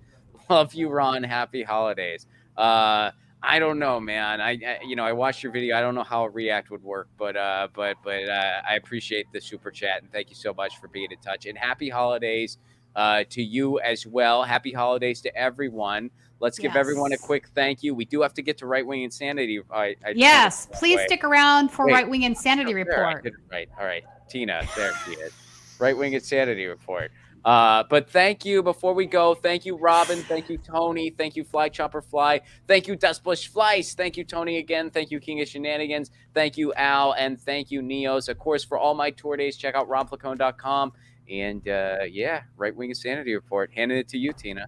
Yeah, all right. So this week we have Zach Roberts. He is a photojournalist. You've seen some of his amazing photos, I guarantee it. But we are going through some of the things that he has covered over the past few years that you might not be aware of, including something down in Georgia that was attended by Ali Alexander, Nick Fuentes, and Alex Jones that you probably did not notice that is entirely important for what's happening now with these individuals. So please stay tuned for that. And then if you're a member, we will see you later on this evening on the member call. I'm Tina-Desiree Berg, and this week on the Right Wing Insanity Report, we are speaking with independent photojournalist Zach Roberts, whose recent work has been showcased in Greg Palast documentary Vigilante, that is about the voter suppression in Georgia and other states coming out of the right wing under Brian Kemp, under True the Vote, and a few other organizations. You've seen Zach's work more than likely because he has covered a lot of protests and events that right-wing extremists have been at, from Charlottesville to other items. So I wanted to invite Zach on the show today to talk about not only Vigilante, but some of these other things that he's covered. Welcome, Zach. Thank you so much for having me. 100%. So we had Greg on and we talked about the aspects of Vigilante that had to do more about, the Republican organizations and the voter suppression laws and whatnot. But I wanted to bring you on because you've done coverage in how all of this relates back to white supremacy. A lot of the motivations that are undergirding the decisions that were made about voter suppression are clearly against disenfranchising black voters. But there's also a more deeper, nefarious thread to that, I believe. What are some of the crossover things that you noticed while doing the Vigilante documentary? Well, my coverage of white supremacy and extremism has spawned literally from my coverage of covering voting rights. I started covering voter suppression and voting rights for Greg Palast back in 2006. And basically right away, I came across this guy named Chris Kobach. If you remember him, he's now Attorney General. None of these people go away. He's now Attorney General of Kansas after being on Trump's, voter integrity, which, mind you, every single time I say voter integrity, I'm putting up air quotes, just so 100%. Because it's opposite world. But it's opposite world with them, right? So they're accusing everybody else of engaging in election fraud. Meanwhile, they're doing everything they can to suppress votes of people that they know will disagree with them. It's nuts. Yeah, no, and so like Chris Kobach was started looking into him and his cross-check program and other things he's been doing, and realizing he's deeply connected to the entire, not just anti-immigrant, because there's you want whatever, but these straight up white nationalist groups like Numbers USA. He was the lawyer for a lot of these groups. He not only was the lawyer for that, he wrote SB 1070. He wrote the I didn't realize that. Law. Yeah. He was a lawyer for all the southern and southwestern governors that try to make up this entire kind of insane coalition. Coalition. Yeah, but I was just trying to this idea, this conspiracy that like Mexicans are crossing the border to vote for Democrats on buses, and this is literally a conspiracy that people say that like the Democrats are organizing across the border and then shipping people across to vote in liberal cities and then shipping them back, I guess. I don't know. Anyone who's worked in democratic organizing knows that. Yeah, you're right. The shipping back is always a big question. What happens to them after that? Yeah. I want to ask you about, you mentioned that he is the attorney for Numbers USA. I absolutely did not know that, and I think we should discuss this for a second. For folks that don't know who Numbers USA is, this is one of the John Tanton organizations. Some of you have heard me talk about John Tanton before. He was a white supremacist, white nationalist, dating back to World War II. He's not with us any longer, but via a FOIA request, we were able to get our hands on some of the documents that he put out into the world. He is a guy that has, corresponded with many white nationalists from VDARE in his most current stages, all the way back to neo-Nazis back in the old school time. Yeah, so he supported eugenics. He wanted to overturn the 14th Amendment. So Numbers USA is basically an organization that wants to eliminate all immigration, not just illegal immigration, all of it. And then I'd say further at some point want to ship brown and black people out of the country, make it white. Yeah. So worth mentioning, I think. Oh, considerably. John Tanton is not talked about anywhere enough. We talk about the John Birch Society more than we talk about Tanton, and we don't talk about the John Birch Society enough either. So, it's great. Anytime anybody talks about other guys, do some research on that. A lot of great journalists, including yourself, has done incredible work on those guys. Yeah, so wow, that's wild that he's related back. So then Chris led you down this sort of rabbit hole, I guess. Yeah, Chris Kobach became Secretary of State of Kansas and then immediately started pushing this extremely racially tinged, let's just say, let's do it the way the New York Times might do it, racially tinged voter suppression list, or voter hit list, as we would call it now with our film. Right. And the idea was that they were going to match people with similar names and cross-check them with other people who are voting in other states.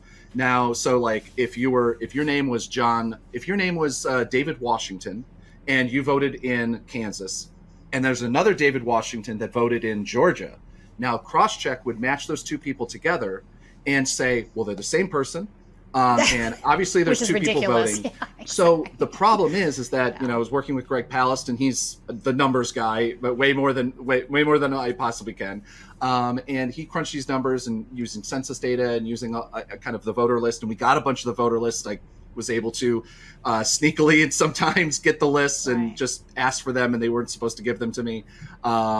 And we matched all the data and realized, as anybody who works or is in people of color communities, has realized, oh, wait, Washington is a name. Yeah, it's targeted. It's like 95% African American, and so you go through all these names that like Cho, and you go through all they were targeting Garcia. Yeah, I got you. Yeah, they were targeting African American, Hispanic, and Asian voters.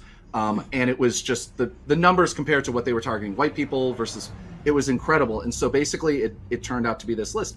And the fact that Chris Kobach also was a guy that worked in the Bush administration, who built the original Muslim database way back in the day, before Trump tried to build, his list. He was the guy that made that list. So it wasn't really shocking when Trump gets into office and immediately goes, who's my guy that I got to get on these to make sure that we have quote voter integrity. Of course, it was Chris Kobach.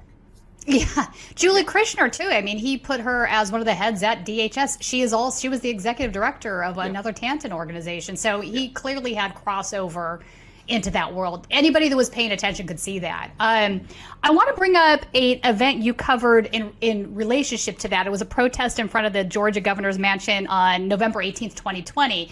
In this video, you see Ali Alexander, who is the guy that started the whole entire Stop the Steal protest movement that not only built up to January 6th, but continued on afterwards in other cities.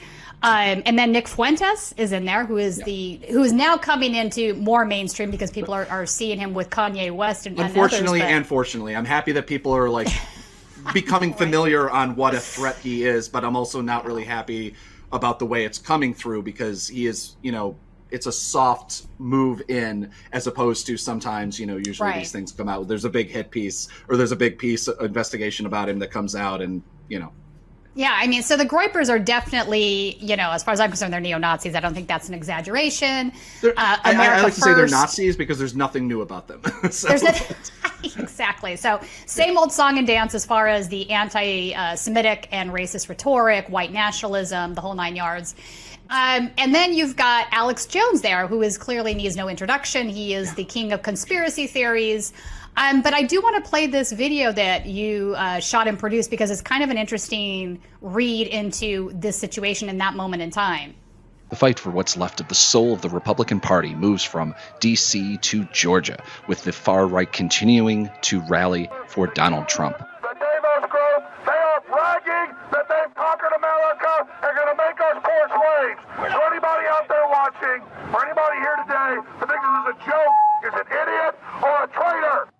As I rolled by the rally, a Christian white nationalist and anti-immigrant group led by Nick Fuentes, called the Groypers, were chanting USA, USA. He later threatened that if the GOP, Governor Kemp in particular, didn't push to give Trump another 4 years, he'd start his own party called America First. And if they can't protect President Trump, then they are good for nothing.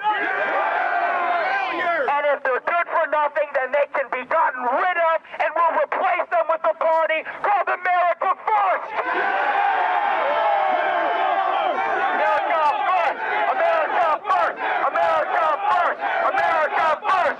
America First! The small group of 30 or so was made up partially by Alex Jones's security and camera crew, which was taking its caravan back to Austin from Washington, D.C.'s MAGA rally. Jones was joined by regular InfoWars guest, right-wing disinformation artist, and Roger Stone confidant, Ali Alexander, who is the national organizer of the Stop the Steal campaign. So we're out here trying to have election integrity and stop the communist Chinese takeover of the country. Alex Jones left the mansion grounds via a large black SUV, guarded by security and followed by his armored truck. The recount ended Thursday night, finding once again that Joe Biden had won the vote in Georgia. God, thank you for Alex, God. Cover Alex Jones with the blood of Jesus. Make Alex and InfoWars greater than ever, God. Blessings. So I love that you included that last clip about the blood of Jesus. Groypers are very religious, and that doesn't get discussed very much. They are definitely what you would call a Christian fascist organization. Yeah. And I think that is partially what drives a lot of their anti-Semitism as well. So, wow, this video is crazy. This was in the build-up towards January 6th. What are your thoughts on it? Yeah, I mean, it's always worrying when you cover something and then it doesn't just fade away, and it doesn't just it comes back as honestly more important now than it was, I think, almost even back then, especially considering you have Ali Alexander, who's supposed to be now taken over from Milo Yiannopoulos as the campaign whatever of Ye's supposed presidential campaign. What I call is it's a grift for anybody who's can attach themselves to him, whether it be Tim Pool or whether it be Alex Jones or whether it be Nick or whether it be now Ali, who the one thread that weaves throughout all of them, Alex Jones, Nick Fuentes, and Ali Alexander are all Christian nationalists. They have different kind of forms. Nick is definitely a little bit more Catholic. As a Catholic, I'm very confused by that, but as a former Catholic, he is, yeah. And so he and I don't exactly agree on Catholic doctrine and faith. So even as agnostic atheist, or whatever, it's a thing, though, isn't it? I mean, it's wild that there's some groups on Telegram that are entirely devoted to Catholic. Some of them even call themselves Catholic Nazis. It's kind of wild. Yeah, no, and it's deeply worrying because Nick is probably the most effective and dangerous person out there. I don't like to give him that credit unless it's due, but he is by far a better speaker. He knows how to do the wink and nod that you need to do. He knows how to soft shoe. Because kids aren't going to necessarily, even though he says that all my friends and a bunch of my friends in high school, we all looked up to Hitler. I don't know. Maybe he went to a very terrifying high school. But I wouldn't want to be there. I don't know if you remember, Hitler didn't exactly do well with the Catholics eventually either. There's that whole, they came for the Jews first or whatever. And so you have Ali Alexander, who's also a Christian nationalist, who sometimes believes that he's time traveled and at least he believes some crazy stuff. I mean, he recently just basically said that what he thinks stealing an election means that he doesn't like the outcome. That's the same thing, which is no, that's not how that works. No, it's always useful when they say the quiet part loud. It's always really nice because it makes all of our journalists' jobs easier, and it's a lot harder for people who don't really cover this world to say, well, the racially tinged comment or anything like that. It was no, it's straight up. This is straight up racism. This is straight up this is straight up white nationalism, if not white supremacy. I'm not quite sure there's necessarily a difference between the two of them, but yeah, so Nick Fuentes is leading and growing this young youth movement, which is basically the farther right version of what people like Charlie Kirk is doing over at Turning Points USA. But he has been able to pull people in and get them convinced that what he's doing isn't necessarily, straight up Nazism in a way that's, it's just a wink and a nod. There's a laugh after, any time he might say that. And he's slowly, that mask is slowly sliding away, I think, because he's realized that he's reached what I hope is at least the height of his power.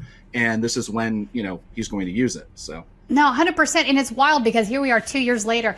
I had, paid attention to him peripherally in the Groyper movement, but I didn't give it a lot of oxygen because I didn't really think it would get to the point that it has now. And him being in the news constantly the last couple of months is just like, wow, that happened. So, I mean, it's just normalizing so much about the anti-Semitic statements that are coming out just about everywhere at this point. It's scary. It's all about making it funny. I mean, this is what Nick does better and more effectively than Ali or especially Alex Jones, because he's been a regular on Alex Jones' show for quite a while now. Alex platforms him on his I won't mention Cozy the name, TV. his version of his nightmarish version of YouTube. And so he's been platforming, but Alex is also, he very much comes from like the evangelical. He's a preacher. If you go back into his old episodes, he's definitely more of a preacher, but he's coming back to that now in a very dangerous Christian nationalist preacher sort of way, like kind of end of world. Yeah, I mean, it's always the end of every week on the Alex Jones show is the end of the world.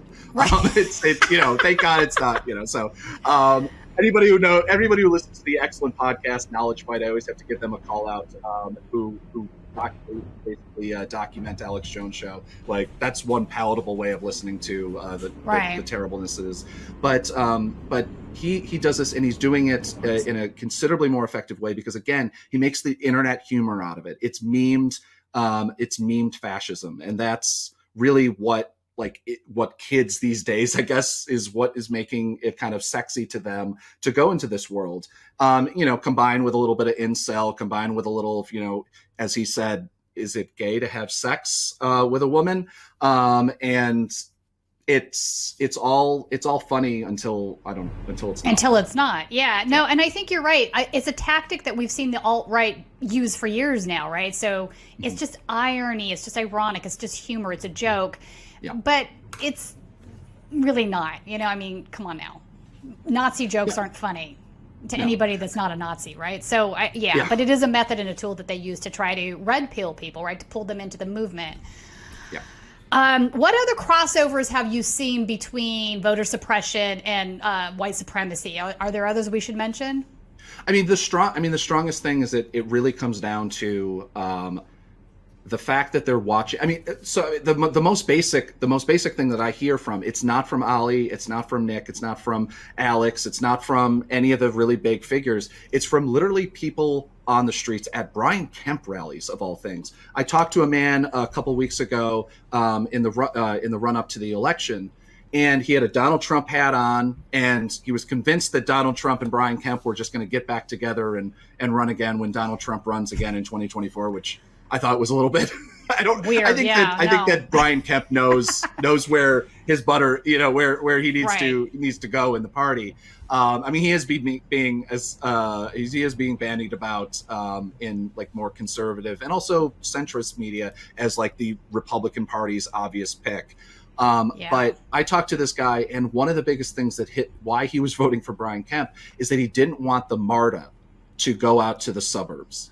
That was one of the biggest reasons that he worried about the wrong element, and that's his quote, the wrong element coming up. And the MARTA is Atlanta's subway system, or metro system, and the fact that they were talking about extending it, and the fact that like all of these things are happening, and they realize that again, to quote them, the wrong element is moving into Atlanta and moving into the suburbs, and Atlanta is this expanding metropolis in Georgia. If you look at the maps from 2006 to now, you just see this like little blue expansion around Atlanta and Athens and Savannah, a little less so, and they're doing everything they can to stop them from voting. Brian Kemp and Brad Raffensperger is, but the people on the street are a lot of times like why they don't want change is because they want their cute little white suburbs to happen, and they don't want to see the harshness of Atlanta come into their well manufactured harshness yards. God, it's like the same old. That is an argument you would have heard in the 1950s. It's unbelievable. I mean, it hasn't changed. Literally 4 years ago, I talked to, or 2 years ago, it's now, my God, it seems like 7. 2-3 years ago, I talked to a real estate agent who told me that she wouldn't sell houses to certain people that came into the state, which I was immediately like, I wonder what the local real estate licensing board would think of thinks that. Yeah, my God. But yeah, but she was sometimes they talking just about say the quiet part out loud, and you're like, okay. I mean, you talk to anybody long enough, and they, normal people don't have the conditioning, the media conditioning that all modern politicians go through to know. So they'll say stuff. You can't say the wrong elements. You can't say that. Yeah. Oh yeah, they will definitely let them talk long enough, and they'll definitely say something where you're like, yeah, nope. That's 100%. the idea. That's one of the reasons I think it's always really important to. You got to go to these rallies. You got to go talk to people. I've been to over 20. I mean, you guys are always there.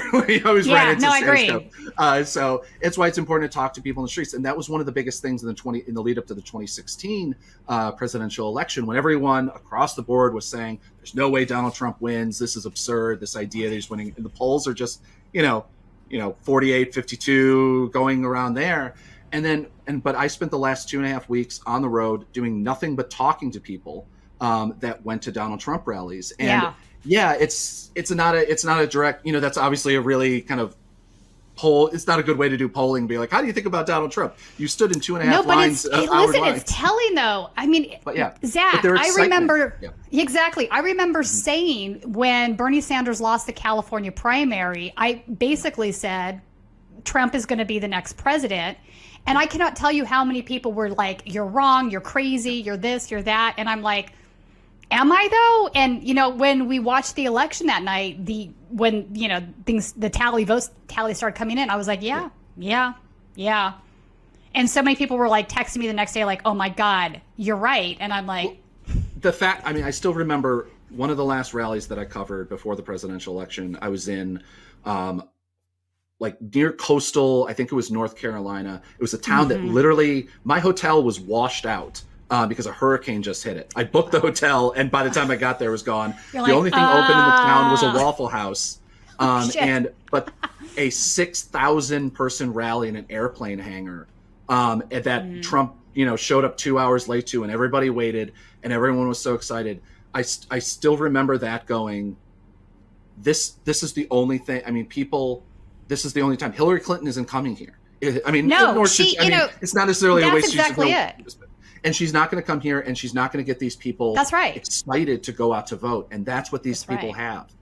And instead, what the Democratic Party did is they did the opposite. They poured water on their base with the actions that they took with Bernie Sanders. Yeah. And you could see it. You could see the difference. There was a massive enthusiasm on the right side for Trump. And there was a lot of anger on the left side because of what had happened with Bernie. Yeah. And I think that the DNC just was not reading the room, missing what was happening in that particular moment in time, right? The moment was, we need relief from the income inequality that we're suffering under. Yeah. You're not providing a left exit to that. You're basically telling us that we have to accept somebody that we view as a bank supporting, candidate, who is neoliberal in the sense that I believe the free market, third way, neoliberalism. No, it was just the wrong candidate. There's enough people that I totally, one of the reasons as a teenager, I was only 13, and I remember reading about NAFTA and reading about, I was way too young reading about NAFTA, way too young reading about the Chiapas and how is it going to affect people and everything, and like Zapatistas and reading about Contamination Marcos. But it affected me in a way, realizing that this was not a good deal. And the fact that you have a politician that ran on it in the middle of after an auto bailout. Not only ran on it, but people forget that bill, that NAFTA, was Bush's bill. It was never Clinton's bill. It was originally introduced by the Republicans. They couldn't get it through Congress, but Clinton could. So you're not wrong. You're not wrong. The fact that, never mind. I don't give people excuses though. If you vote, the voting for Donald Trump is an inherently racist act. I don't care why you did it. If you did it as revenge for the way they treated for Bernie or NAFTA or whatever, there's no excuse for it. But that said, it's ridiculous that anyone lost that race. So against the man that ran. You had to actively try to lose, but I would have to say that the Clinton campaign did actively try to lose. They couldn't even go back and campaign in a state that they lost their own primary in. who does that? A swing state, nonetheless. Like, so many mistakes made. I mean, it was clear to me that that's where we were headed at that point. So it wasn't a shock. I think it was a shock for a lot of people that just didn't see it coming. But I think part of that was being on the ground and at some of these rallies and seeing what was happening. Quite honestly, and the deep difference between like what you do, what I do, is the fact that we left the podium, we left the risers. And that's something that I noticed really early on. I was covering Trump rallies in New Hampshire or whatever. And understandandably, Katie Tur had to be escorted out by security. I mean, for her there own were safety. moments when I thought I was going to get my ass beat. There were moments when I almost did get my ass beat, for real. Like, that's no joke. It isn't necessarily safe. And I understand that a lot of the networks want to be able to provide security for their reporters. But this is why they buy footage from you and I. They don't have to pay for the security, and we get what those guys aren't going to be able to get. So true. But it can be dangerous. I'll be frank. I had a few moments. I'm sure you have too. I've been tear gassed outside of at least 100%. One Donald Trump rally. So yeah. No, Bear Mace. The worst I think was Bear Mace. That was at a Proud Boys comedy show. So Yeah. God, I remember one time literally having to call another journalist because this is a story I've never told anybody before, but I'll share this because I think it'll give people a better picture of what we're talking about. Leaving a Trump rally, I'm walking down street, and all of a sudden around the corner come a bunch of Trump supporters. They were carrying weapons, bear mace, whatnot. The usual things you would see. I'm like, okay, I'm going to go back up this way and around to the other side to get to the parking lot. I turn around, and I start heading back the other way, and here comes another group. And they're coming in like a pincher movement, and I'm like, and they're all screaming at me. Fake media, Antifa, the whole, shit. And I'm like, oh my fucking God, this is it. This is how I go out. But I knew some other journalists that had been there. I pick up my phone and I call the first, I'm like, where are you? Are you anywhere near me? And he's like, yeah, I'm like a block away. I'm like, get here ASAP because I'm about to take a beating, and I'm not kidding you. And so right before and I started walking towards the backside, right before they got to me, he came around the corner. I jumped in the back of the car, and one of the guys just let loose an entire canister of bear mace on the hood of the car. And I was like, wow, this is crazy. Yeah. Like, this is really where we're at. Like, so after that, I was like, I need to bring somebody with me each and every time, I guess. I cover a lot of these things with one of those bravest people I know, a 75-year-old documentary filmmaker, Sandy Backham. I love her. You love Sandy? Yes. In fact, she was just here in LA a couple weeks ago. Yeah, she's brave. Yeah. No, she's showing her film, but you get a chance to see her like 23-minute long film. It's absolutely incredible. About the lead up to January 6th. That was we cover rallies, and so one of those trying to get. I actually have to get her to stick with me because she'll disappear to a crowd, and then Sandy? That's Sandy? actually how to lead it. If you want to lead it to Charlottesville, that's actually how I met her. She was bleeding on the side, she was there. holding her head. She cracked her skull open, and she was being taken care of by a bunch of militia people. It was a very odd meeting, but yeah. Yeah, that. Wait, really? It was the militia guys? That is really weird. She's like, she probably had a moment. It was like, okay, Nazis are tending my wounds. No, I mean, not to give militia, a lot of the militia that showed up not to give any of the militia that showed up at the Unite the Right rally any sort of pass, but like these guys were like all in a cordoned area away from the other people. Oh, okay, interesting. And so, but they took. It was very nice. They took care of her. They basically did the thing that they claim that that's why they're there to do.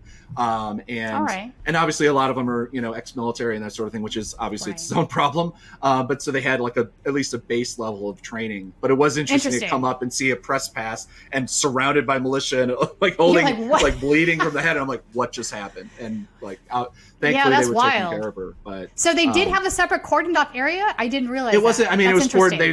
They cordoned themselves, kind of separated from the crowd that was like Nick Fuentes, the Proud Boy, which is kind of weird if you ask me. I mean, if you see what that element's there and you're choosing to stay anyway, that's problematic, I think. Yeah. There's always that rule if you show up to a protest and there's a Nazi flag there and you don't leave or kick the person's then you're a supporter of it. I mean, it's just I don't know, it just seems really obvious to me. So. That seems really obvious to me, and I totally agree with you. So that's kind of a wild story. I didn't realize that. Yeah, but Sandy is very brave, and her documentary is fabulous. Recommend people seeing it as it's making its way across the country. All right, in fact, let's talk about Charlottesville, since we are already sort of talking about Charlottesville. I have a strong opinion on this, and I'm curious as to what yours is. I feel that Unite the Right, the Charlottesville rally that was a turning point where Heather Heyer was killed, I think it's treated often as an isolated incident, not only by the media, but by also Americans on both the right and the left. And I don't think it's an isolated incident. I think it's just one more stepping stone in a series of incidents that has not ended. Like there's still a train going, right? Yeah. A lot of the individuals that were there that day are absolutely still around. Thomas Rousseau, we'll talk about Patriot Front in a minute. He was there with a different group that disbanded after Charlottesville, but he carried on, created Patriot Front. I mean, and there's a million others. Nick Fuentes, Enrique Tarrio was there with Kyle Chapman of the Proud Boys. So, I mean, what are your thoughts on that? No, I mean, I completely agree. I still remember I went to Fort Sumter to just take some photos, and my friends were living down there at the time in Charleston. And I was talking to this park guide, NPS, National Park Service guide, and somehow it was soon enough after Charlottesville that the Unite the Right rally that the conversation was kind of obvious that it would happen. Right. And he literally told me, he's just like, well, I think the media makes a lot up about it, and I really do think it's an isolated incident. He literally said those words, which is always shocking to me. I still wish I had. There's no way I could film it because it was a off conversation that he obviously wouldn't have allowed me. He wouldn't have said it if I was filming. But it's shocking because people don't know about the dozen other rallies that happened all around it at Shelbyville. There's a bunch that happened in Kentucky that were just as violent as the Unite the Right rally was. And I mean, and also people also treat it as, just one, guy, I don't like to mention his name. The guy drove his car through that crowd purposely and killed it. It was that lone wolf, the lone actor, that BS that they love to sell. Totally not. Never mind the fact that DeAndre Harris, if it wasn't for basically an anti-fascist medic that showed up, there's a really good chance that DeAndre Harris, young 21-year-old African-American man, had the crap beat out of him in a parking lot. By multiple people in a police parking lot. As police likely watched on, because a cop was out there afterwards. I showed her law enforcement, I think it was a trooper. I showed him the photos in the back of my camera. I'm like, look at these guys are still here. They just did this, whatever. And he just shrugged his shoulders and walked away. And this is literally like the police station. You can literally, if you go to the parking garage where DeAndre was nearly murdered, and a gun was pulled on him as well, him and me. And so there's also a really good chance that it was going to turn into a shooting, which I guess would have actually made the national news, because that's something that people, want to talk about, I guess. But the fact that he nearly died, no law enforcement took care of him. No ambulances were rushed to him. Again, it was anti-fascists that took care of him, that stopped the bleeding, at least as much as they could. And then he was eventually, an ambulance came by like 25 minutes later. But that was just one of them. I mean, there was dozens of other incidents that happened that either weren't photographed or weren't documented because, anti-fascists don't like to make a big thing out of things because they don't want to become, once they get named, they get attacked, which happened to DeAndre Harris as well. He got arrested for getting attacked by Virginia police. That's insane. It's insane that he got arrested. But so let's talk about that for a second, because I think it is worth expanding on. I have filmed multiple stabbings myself, and none of these individuals have come forward to the police or ever will for the reasons you're describing. They don't feel that it's safe for them to do so. But meanwhile, the other flip side of that is this just emboldens the right-wing extremists to commit more violence, right? Yeah. And then the few times that maybe the left side does commit an act of violence, that gets put on media attention, replay over and over again. So there is a unbalance in the perception of things, right? So the reality is that most acts of violence at protests are 100% committed by the right-wingers. I'm saying that is probably 95% of the time. The other small percent of the time. I mean, either that or by the police, which, Or the police, correct. Fair. I've been hit by police too, so. Yeah. Well, if you go to a protest, though, I mean, the number one thing you'll always see is that you'll see that when you cover any police thing, Yeah. Look to where they have their backs. Look, when they're lined up, all in the line, and stopping people from going from place. Whoever they have their backs to is who they trust. And every single rally I've ever been to, every single rally I've seen photographed, has been the police have their backs to the far right. They have their backs to Proud Boys. They have their backs to Patriot Front. They have the backs to whoever. They are looking at, which is insane to me. It's yeah. insane to me. I remember, Zach, one time, in fact, I was at a BLM protest, and there was a Trump supporter that was literally pulled out a handgun and was kind of waving it around. Yeah. Not a taser gun, a legitimate handgun. And I said to the cop, I'm like, yo, you might want to turn around. There's a guy wielding a handgun behind you. And the officer didn't blink or turn around at all. I was like, okay, I'm just going to film this. But it's insane that has been the case. Like, how is this? I mean, the only thing you can derive from that is that a lot of them were Trump supporters, and they were bringing their bias to the skirmish line. I mean, this sort of thing, this training goes back to, obviously it goes back for ages. You just read a book about the history of the police forces and who decides to go into them and everything like that. It's fine. But I mean, like my first large protest that I covered was Occupy Wall Street in New York. And I remember there being stories, news stories talking about how police were getting this messaging, this far right kind of terrifying messaging about Occupy Wall Streeters are carrying guns. Wow. They have knives. They're doing all these terrible things. Which is not true at all. I mean, anybody who actually was there, you'd go like, like half of these people, no offense to Occupy Wall Streeters, but I mean, like they're not exactly people you're going to like. No, they're not the right-wing militia.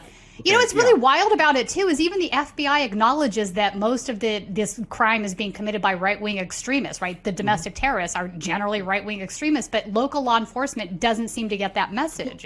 Well, the FBI doesn't take their own research seriously either, which is kind of terrifying. I mean, I think they do now after January 6th, but they didn't previously. I think it's yet to be seen. I really think it's yet to be seen on whether or not they do, or whether like a widespread of it. I've talked to FBI agents before for my work, and the questions that they have are like, wait, so who is Nick Fuentes? Right. They're trying to play catch up. Who are these leaders of these movements? Tell me more about the Proud Boys. And like, I'm pretty good about reading whether somebody's playing me or whatever. And no, straight up, we're asking me questions, like follow-up questions about who are these people. Yeah, and they're trying to play catch up. It's my little bit of like, I'm happy to inform law enforcement. If anytime a cop wants to like DM me and say, what's a peckerwood? Let me tell you what a peckerwood is. Yeah, I'm happy to. Whether or not they'll believe me, whether or not they'll take it seriously or not, I have no idea. But it is one of those things that genuinely worries me, because we don't even have the FBI of the that you see you saw in old movies, going back and researching and protecting, people, bus riders or anything like that. We don't even have that FBI right now. We have two kinds that we have basically don't care, don't know, or possibly are perfectly fine with accepting it and going forward, accepting and kind of going forward and still not ignoring their own research about it. And which is why one of the reasons I think that this drag is happening. If police weren't attacked on January 6th, I don't think that we'd have any of this to this level happening. I mean, I think that it's the fact that a law enforcement was attacked, and it's the only reason why we have both sides actually, or not both sides, that's wrong, but we have Democrats caring about it, and also some Republicans, some more conservative, and law enforcement actually caring about it. Never mind the fact that Officer Ferrone, or former Officer Ferrone, has gone on about how much he was mocked and how much harassment he got. He was mocked by, which is just unbelievable to me. Yeah. And in fact, so John Farina, who works with Status Coup, was the guy that filmed that horrifying footage. And it's not like he was like some hippie police officer. He was a drug enforcement officer. Just look at his tattoos. Like he was not a lefty cop somehow, like working in a liberal city. He was not at all.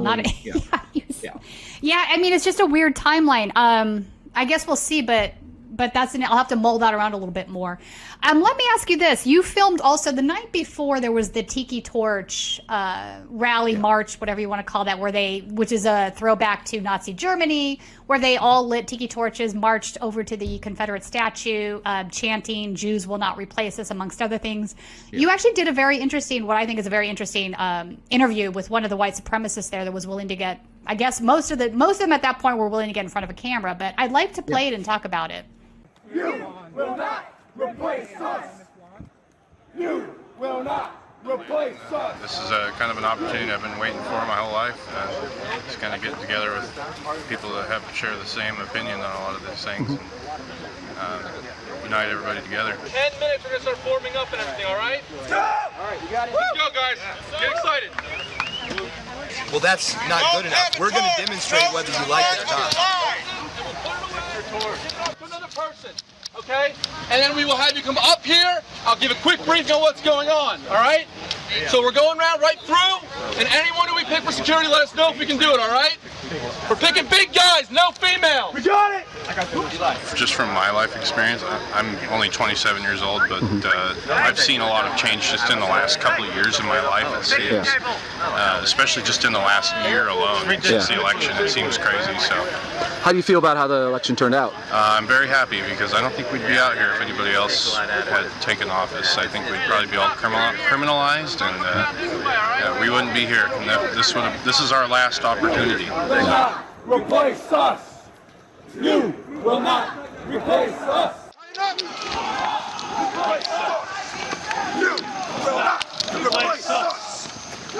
Well, I work in the Bay Area, but it's a multicultural cesspool is what it is. There's just too many people. Just too many people in general, or is it the, I feel like if there wasn't people coming from all over the globe, it wouldn't be as big of an issue, and it'd be a little more regulated.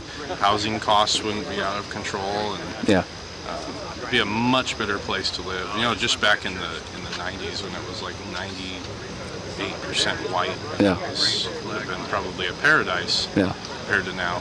And even just in the last I've only lived there since 2013, and the changes I've seen just in the past 4 years, the amount of garbage everywhere and the quality of people has gone way down. So I'm noticing a big difference just through empirical evidence.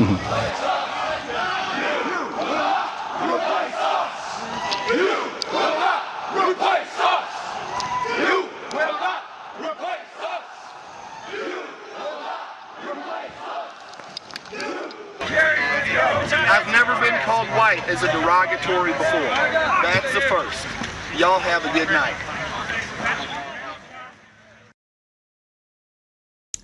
I mean, so he's basing his decision making off of empirical evidence, and one of the things he says was that, California, the Bay Area, was 98% in the 90s, which I can testify to the fact is entirely false because I was in my early 20s in the 90s, lived there for a while, and that's just so far from reality, it's not even funny. But notice he's using this white genocide sort of rhetoric, the white replacement theory, right, to justify all of these things, blaming housing costs on immigrants. It's a multicultural cesspool. Wow. So how did you find that guy, and what was more of the details there? Literally just walked up to, thankfully, a colleague of mine who heard about this happening, because this was very much not an announced, the Tiki Torch March was very much not an announced thing that was going to be happening. Obviously, it was illegal. It was literally what they did was illegal, and the police escorted them along and just let them do it. They were trespassing. So they didn't have a permit for that. Okay. Yeah, very much so not.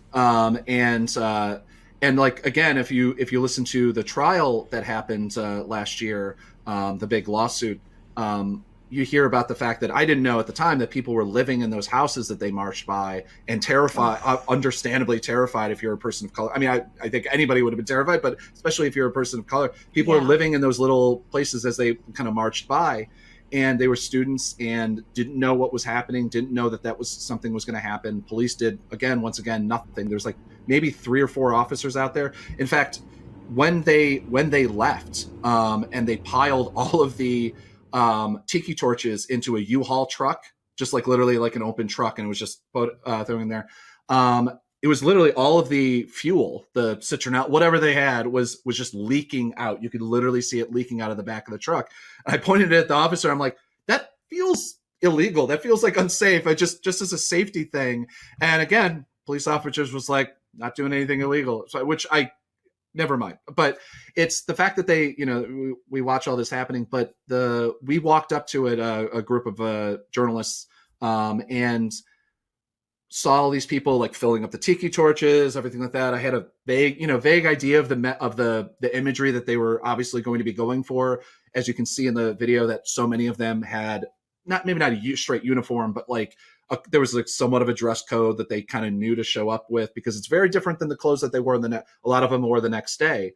And the fact that even amongst white supremacists, that there's still just deep sexism, which if you call only big men, no women. Yeah, exactly. And mind you, like the people that ended up doing the security were also like smaller than me. I'm 5'9", like I'm a big guy, but not like that imposing. So it's just like the fact that even then that you can be a woman and not even be. You can be a woman who's a racist, but not even fit in with the rest of the racists and be able to be accepted as an equal, which shows you that anybody, that how this is going to go if they win what they're getting. But anyway, they were just filling up everything and just try to catch people's eyes. That guy he didn't turn away when I had a camera, and so I asked him. He's like, sure. It was very, very kind of uncomfortable. He gave me his first name only. I'm not hiding anything on that. And just talked. I mean, I barely, you can hear me like encouraging and like going along, which is something that's always deeply uncomfortable because it's the way you get people to talk. No, but it's how you get people to. I've been there. You have to kind of go along with it. I mean, if I literally frowned at them when they said racist things and whatever, that'd be the end of the interview. Like, yeah. So I mean, like that's just as if anybody's just listening or anything like that, that's why you hear me kind of like laughing and going. That's my, horrible, nervous laugh of going, I can't believe that this person's saying this on camera, but they are. And he's, as far as we know, he's still out there. God only knows, probably working. God only knows doing what. I bet he's applying for Twitter right now. I bet he's working. Probably. He's like, where's? I should actually look through the names of the like 30 people that are left working at that site. Right. At that Is there a Landon? There's a Landon. Yeah. I mean, Elon is literally reinstating neo-Nazi accounts. Andrew Anglin is, the editor of the Daily Stormer, one of the worst accounts that was on Twitter. He had Hitler apologist at one time in his bio. It's shocking that.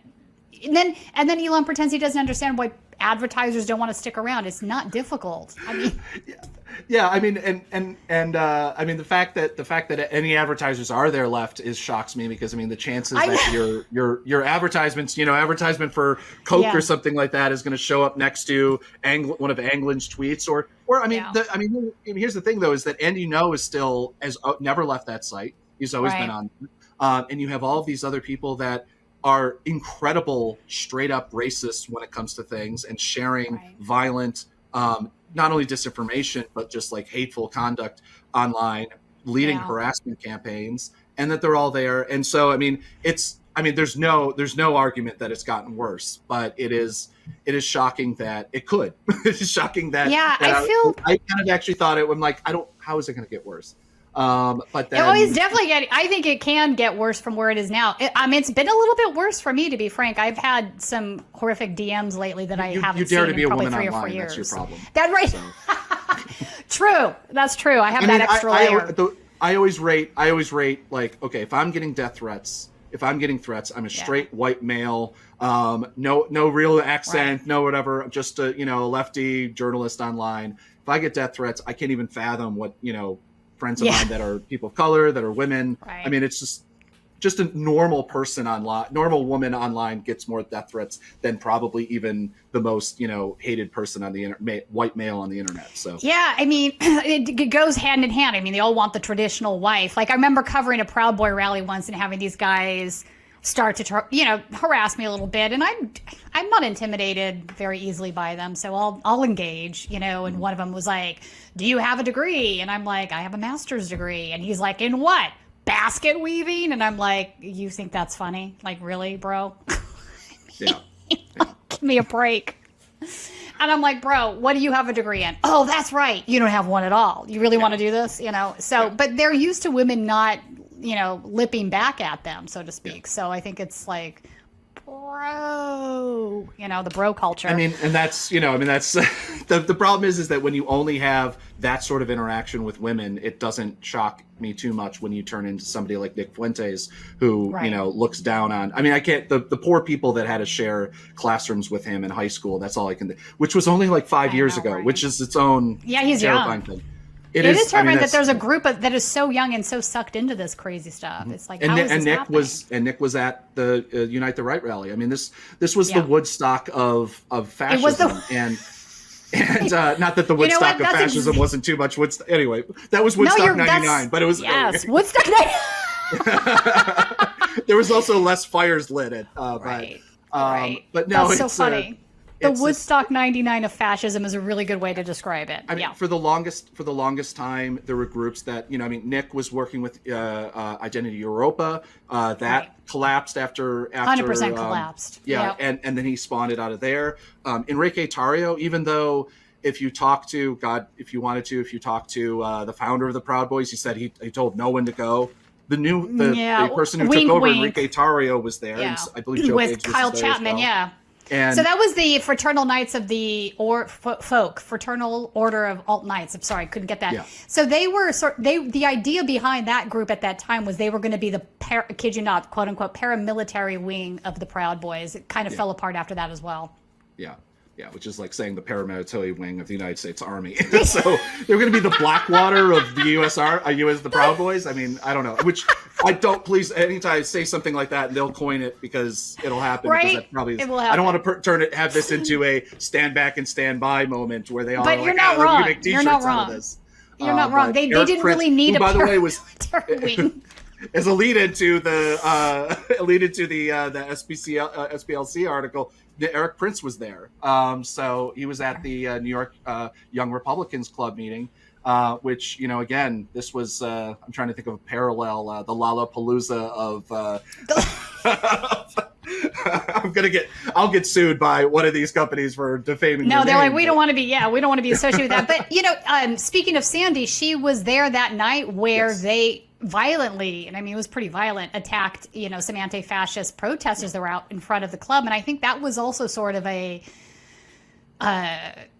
turning point moment. I guess you could frame it as where I think people first recognized that maybe the Proud Boys are just, going to be this kind of street bully gang. They're not just a conservative drinking club. The fact that they have literally physical abuse as part of their entry into the club. And they hang around with Alex Jones. They hang around with all these people that are known for inciting violence. It's sad that it took that long, and that even after that, you can walk through a crowd and hear like local journalists or something like that interviewing Proud Boys, and it's just be like, so what is all of this about? What are you guys? Why are you all wearing polo shirts together? Like, what's going on? And they don't know. They don't know enough to check any of the lies that they're being told. It's really frustrating. Yeah. Yeah, I mean, they're all out there. I mean, or just don't broadcast. I mean, you can, I've done dozens of interviews that are just like, yeah, no, that's good. That I use that for research, and I file that away, right? And pull that out if one of them gets indicted or something like that, or right. No, I have a few of those. Now it is every single one of these people. Well, no, I mean, Baked Alaska is supposedly back on Twitter as well, even though. Are you kidding me? I literally thought he was in prison. So. He is in prison for a different crime, not for his January 6th crime. I know that Elon had crime. tweeted out a photo of him, but I didn't know that he was back on. Oh, that's not good. Somebody told me that. I haven't delved down that road yet, so it was last night. It wouldn't surprise me. It's on brand. I also want to ask you about Patriot Front marching on Washington D.C. I think that was the first time people familiarized themselves with the group Patriot Front. That's Thomas Rousseau's new group. It was Vanguard America at Charlottesville that completely fell apart as well. 100% a fascist organization. For a long time, you had other right-wingers trying to call them feds, which I thought was strange. No, they still love it. They still do that, yeah.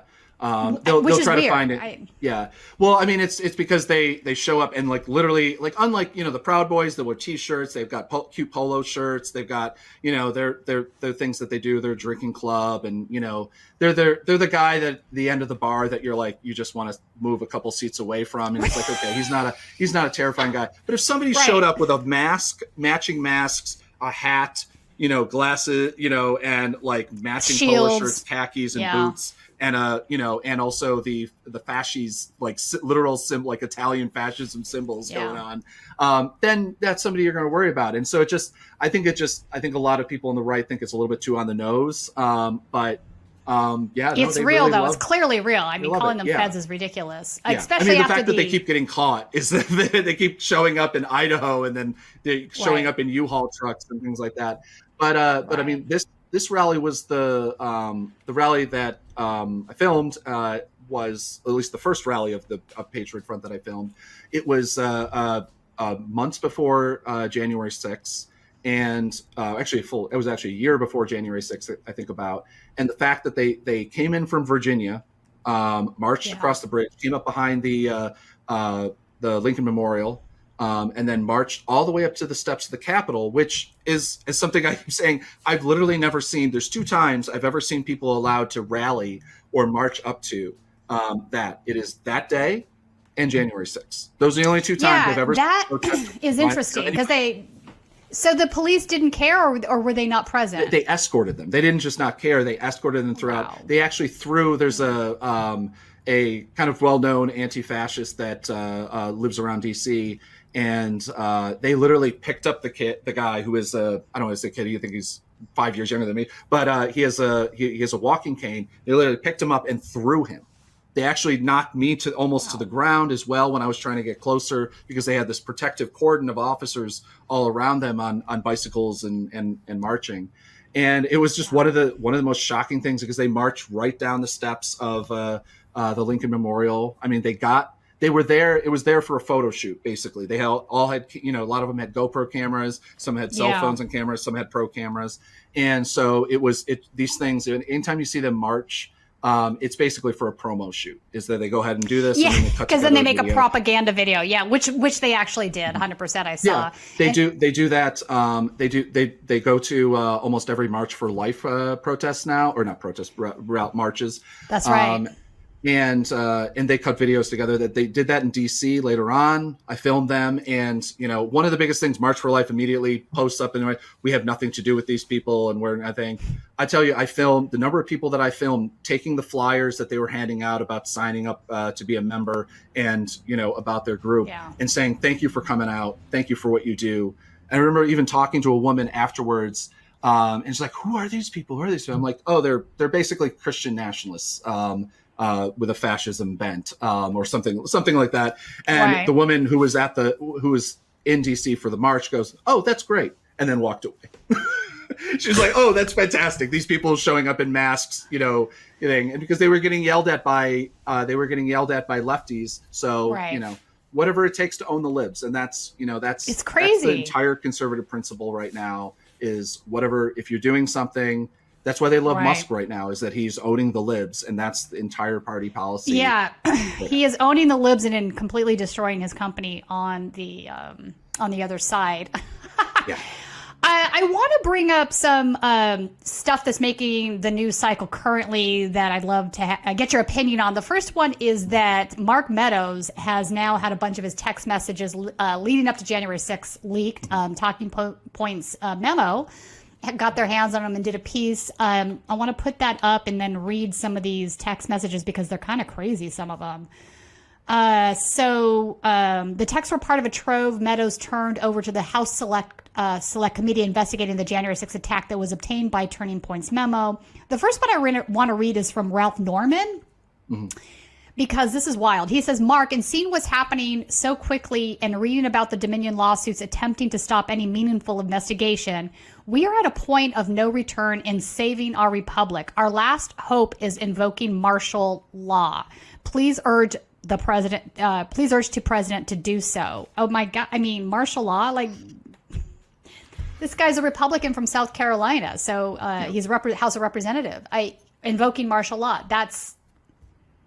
I mean, that's where the Republican Party has been for quite a while. I mean, one thing that I think Trump did quite effectively is he exposed what the conservative wing of American politics really wants and where they are, and that this idea that we could ever work with this party, the fact that Joe Biden ran I'll be able to bring the Republicans in, and the fact that like January 6th exposed all of that, because when people had a chance finally after 5 years of kids going into camps, voter integrity forums where you're suppressing votes on a national level, everything else that Donald Trump did, you know, Muslim ban from the country, an entire group of people, that they had a moment. Okay, you missed all those opportunities to kind of stand up and like, oh, okay, I'm out of here, I'm leaving.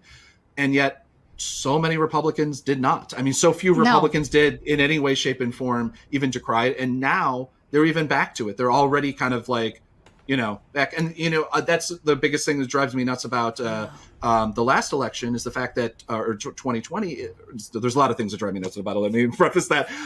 But is that, you know, Brian Kemp is held up as this hero because he supposedly denied. Stood up to Trump, which is ridiculous. Said, no, sir, I will not commit a felony, a treason crime for you. Right. That's all he I'll did. go all the no way up to the hero. limit that I can. He is absolutely not a hero. He's like, exactly. Hey, by the way, have you looked at the number of people that I purged from registration lists? Have you looked at all these other things that we've done? We tried. We did our best, man. I'm sorry. Like, and right. I mean, never mind. Something Greg Palast points out aloud is that we don't have the rest of those phone calls. He called multiple times. He released one little clip of a video of a thing. What did he say all those other times? Right. But this is, I mean, this is the lowest level of things that you have to do is that when you literally see people marching up to the Capitol, threatening your lives, and you think that half the people that break into the Capitol are going to know the difference between a Democrat and a Republican? You know, I mean, you think that these Republicans would realize that. I don't believe that a random Republican member of Congress looks much different than a lot of random members of the Democratic Party in Congress as well. Wow. And so this idea that like these insurrectionists who barge into the Capitol would be able to pick out and be like, well, are you a Democrat? Are you a Republican? Okay, you get the hammer, you don't. Like, it's not like these guys know, but it doesn't matter at this point because they survived. No, this, and 5 minutes after everything was cleared, now they can come out and, you know, come back into thing. You know, whether or not Donald Trump is going to even be the nominee in 2024 is that this style of politics and this conversation, these doors have been open, and literally and figuratively, and it's not, they can't close them again. I mean, there's no way of turning this away. There's no saving the current Republican Party as it is. And I think, you know, Zach, I think you're right. And I'll tell you why, because they seem to be willing to install a dictatorship in order to get what they want. I think they're having a realization that they can't achieve the policy goals that they want to have through democracy. So now instead of like saying, I'm going to uphold American civil liberties and all of these things that traditionally fell on the right, now they're saying, no, screw that. We're going to install a dictatorship and push for the policy things that we want, which is just, it's upping the ante to a level that's like kind of shocking to me, to be frank. Yeah, I mean, it's been a long time coming. The fact that you don't have, you know, the fact that nobody on both, and this is on both sides, didn't stop it. Like there's many opportunities that we could have stopped this sort of thing. I agree. And we as a country did not. We have, you know, I always feel bad. People always pick out Van Jones, but you have Van Jones going, this is his presidential moment. You're like, did you hear all the fascism that was in the State of the Union that he just did? Like, I feel like that's not if this was his presidential moment, it doesn't end well for the country. And and the fact that like so few people, the media, everybody across the board has not done anything until it's by far too late to put this back in. And I don't know where we go from here. But it is the fact. Well, we got to find ways to preserve our democracy at this point. I mean, I think our democracy is really in peril. Yeah, I mean, the worrying thing is that the Republicans now have realized, and mind you, everybody wants to celebrate the how the Democrats did in the 2022 elections. Obviously, it's great that, you know, Blake Masters is in the Senate. It's great that Herschel Walker isn't there. I think that is not. I'm not a Democrat. I'm not a Republican. But I mean, I think just for anyone with Carrie Lane's lost. Thank God. Yeah, I agree. I think it's a really good thing.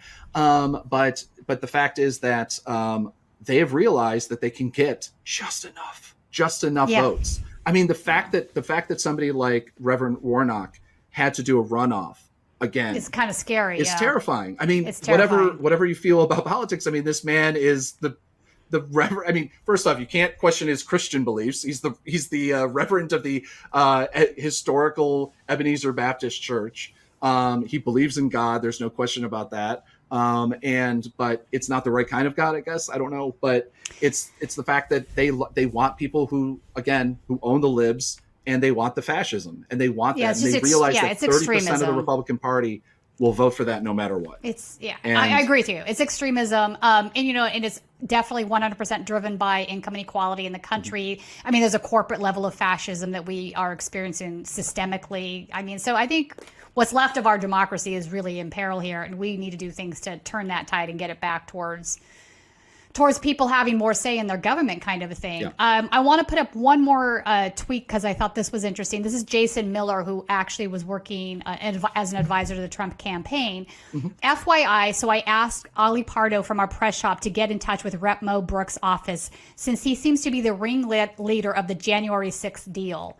They say they will have as many as 50 members on board 1/6, but we won't have a list of names until Sunday or Monday. This may not surprise you, but no one from the legal team has made contact with them at all. They request examples of fraud, numbers, names, whatever supporting evidence can be provided. We've now supplied that, but our legal squad isn't exactly buttoned up. I bring this up for a simple reason. If we're hoping to move real numbers on the 6th, we need to quickly start mobilizing our real deal allies. I am ready to go. I have bodies to help. We'll follow your lead. Yeah.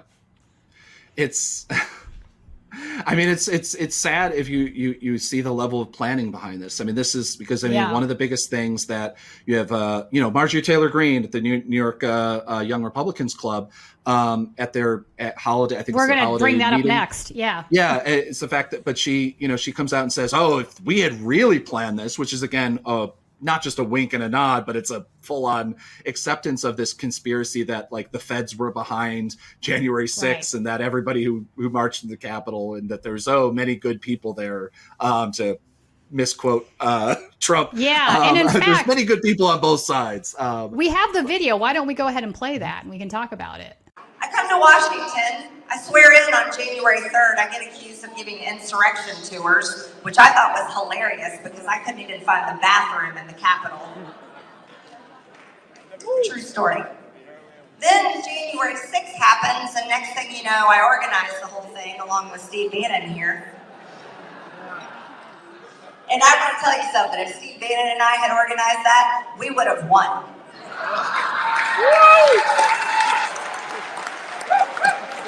Not to mention, it would have been armed.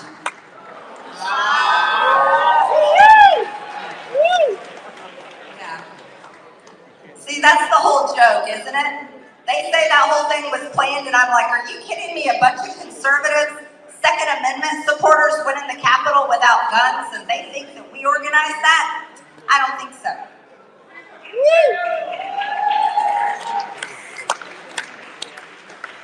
It's wild to me, Zach, that she said that because many of them actually did have guns and were absolutely armed. So I don't know. It's like, yeah, I mean, I don't know where you go from here. That's a sitting member of Congress who is it's almost impossible for her to lose a seat. Like, I mean, not only does the people that voted for her love this, but I think she got won by like 50% of the vote, something like that. And like the candidate running against her was a very reasonable, very It was actually a relatively conservative person who was running against her, a conservative Democrat, military veteran running against it. Nope. Nope. And the fact that this is more than acceptable. I mean, never mind the fact that the terrifying thing is that she's going to be in 2 months, going to be, or not even 2 months, in a month and a couple weeks, going to be probably back on assignments and going to be sitting on any different number of boards, and she's going to have like a stronger vote and a stronger say. I mean, God only knows what deal that McCarthy is going to make with the Patriot Front part of the party. The Patriot. And that's exactly what they are. I don't know how else to say. I mean, I think they actually call themselves the Patriot part of the party. Anyway, but probably Patriots something or other. Yeah. Of course, it's always Patriot. Yes, the Patriots who like to commit treason. I mean, that's always goes hand in hand. Yeah. I remember that during the McCarthy hearings, they were talking about, well, you sir are a patriot. It's so weird. It's just an ulterior reality. I remember one time I had one of these Trump supporters as I was filming one of their rallies. She runs up to me. She's like, "Are you a patriot?" And I remember looking at her and thinking, like, not in the way you mean it. No. I never know how to answer that. Usually I just go, I'm just a journalist, ma'am. Exactly. Usually that doesn't usually get a good response, but I don't know how to say it because I'm like, I can't tell you that I'm a right winger. I don't do that stuff. I mean, no, I almost feel like I want to respond now, like, no, I'm just the fake news. Don't worry about me. You know, I mean, Sandy does that a lot, and I'm like, Sandy, you're gonna get killed. Like, this is what's gonna do it, is because you're admitting. Like, no, I'm just Antifa. Sarcasm doesn't exist in the right. Like, no, in the it way, doesn't. Not in the way we use it, at least. Oh yeah, no, I mean, it's sarcasm. Yeah, it's not sarcasm when you're being like, I'm a Nazi. There's a joke. Exactly. Then it's a joke. Yeah, 100%. Yeah, it's terrifying, and the fact that Mark Meadows was sending all these emails, getting all these texts, and organizing, as far as you can tell, literally what she says didn't happen. He's working with Donald Trump's old lawyer at the CPI, the Conservative Partner Institute, and basically he's Trump's old lawyer who basically organized a lot of lawsuits. Was actually on the phone call with Brian Kemp. She's crazy. She's crazy enough that Brian Kemp, or that Donald Trump, told her to be quiet. Like, that's how crazy she is on the phone call. That she's like, shh, we don't need you on this. Which, if you know the Trump world of lawyers, you're going, yeah, Linwood. That's wow, yeah. But she got booted from her actual job, and so she started up the Conservative Partner Institute, and I was able to sneak into one of their meetings where they're actually training the vigilantes that you'd see in mine and Greg Palast and David Ambrose's film.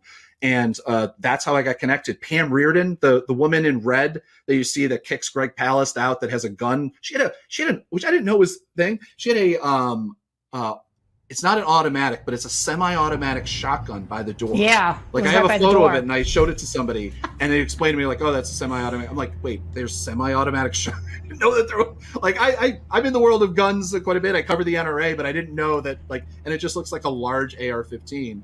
But anyway, she had that by the door, kicked us out. But she was in that meeting where Mark Meadows spoke in front of this meeting and talked about the future of the country and about what they need to do. And I'm still on a lot of those phone calls with it's Tea Party Patriots group that also is working with that. She was also there, and they're organizing with them and talking about, well, we kind of lost this election, but we know that we know how to do this better. We need to be more effective, because they're trying to purge these people from the voter rolls, and they're not working as effectively as they want to. I mean, if they had actually done what they wanted to do, you'd have Brian Kemp would have won by another 10,000 more votes, but you would not have had Reverend Warnock in the Senate if they had succeeded in what they're doing, because they're kicking off tens of thousands of people who, just coincidence, are mostly Democrats. People of color and this is this big problem, is that this is continuing on, and Mark Meadows will come out and make some statement about well, I'm sorry for what I did, or January 6th was a mistake maybe, or something like that, but then he's still working for the voter integrity conspiracy. And that's wild.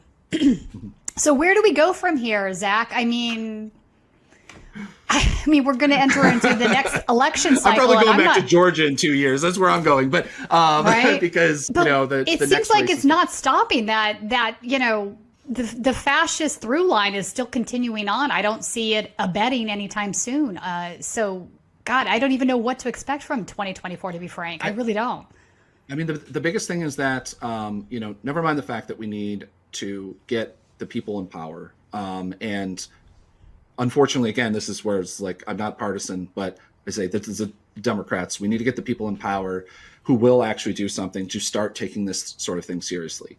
And I don't know what that necessarily looks like legislatively, or just even conversationally, in the fact that you have a lot of Democrats who just want to move on from this. Anytime I post something, a news story about the far right or whatever, it's like, like, who cares about these guys? There's just 6 of them. There's just 6 over there. And I'm like, how many people does it take to shoot up a club? How many people does it take? This is what it takes. QAnon, people write articles about QAnon is dead or whatever. The problem is that all of these things metastasize and have worked their way. This cancer has worked their way into the Republican Party and into conservative ideology as a whole. So Donald Trump can go away. The big bad orange man can go away, and it doesn't matter. And even DeSantis can go away. It doesn't matter. The problem is that the voters believe this. You have 30% of the country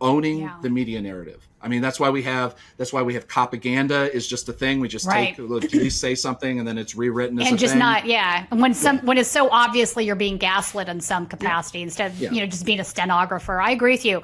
Zach, thank you so much for joining us on Right Wing Insanity Report. It's been very interesting and informative. If folks want to keep up with your work, where is the best place to do that? God, it used to be always Twitter, ZD Roberts. I know. I don't know where that's headed now. I in 2 weeks and in 5 hours, I don't know. I'm also Zach D. Roberts on Mastodon and on Post, ZD Roberts, basically everywhere. ZDRoberts.com is my portfolio site, but GregPalast.com is also where you can find a lot of my work, especially on voting issues. Excellent. All right. Thanks, Zach. We'll look forward to having you on again at some point, too. Anytime.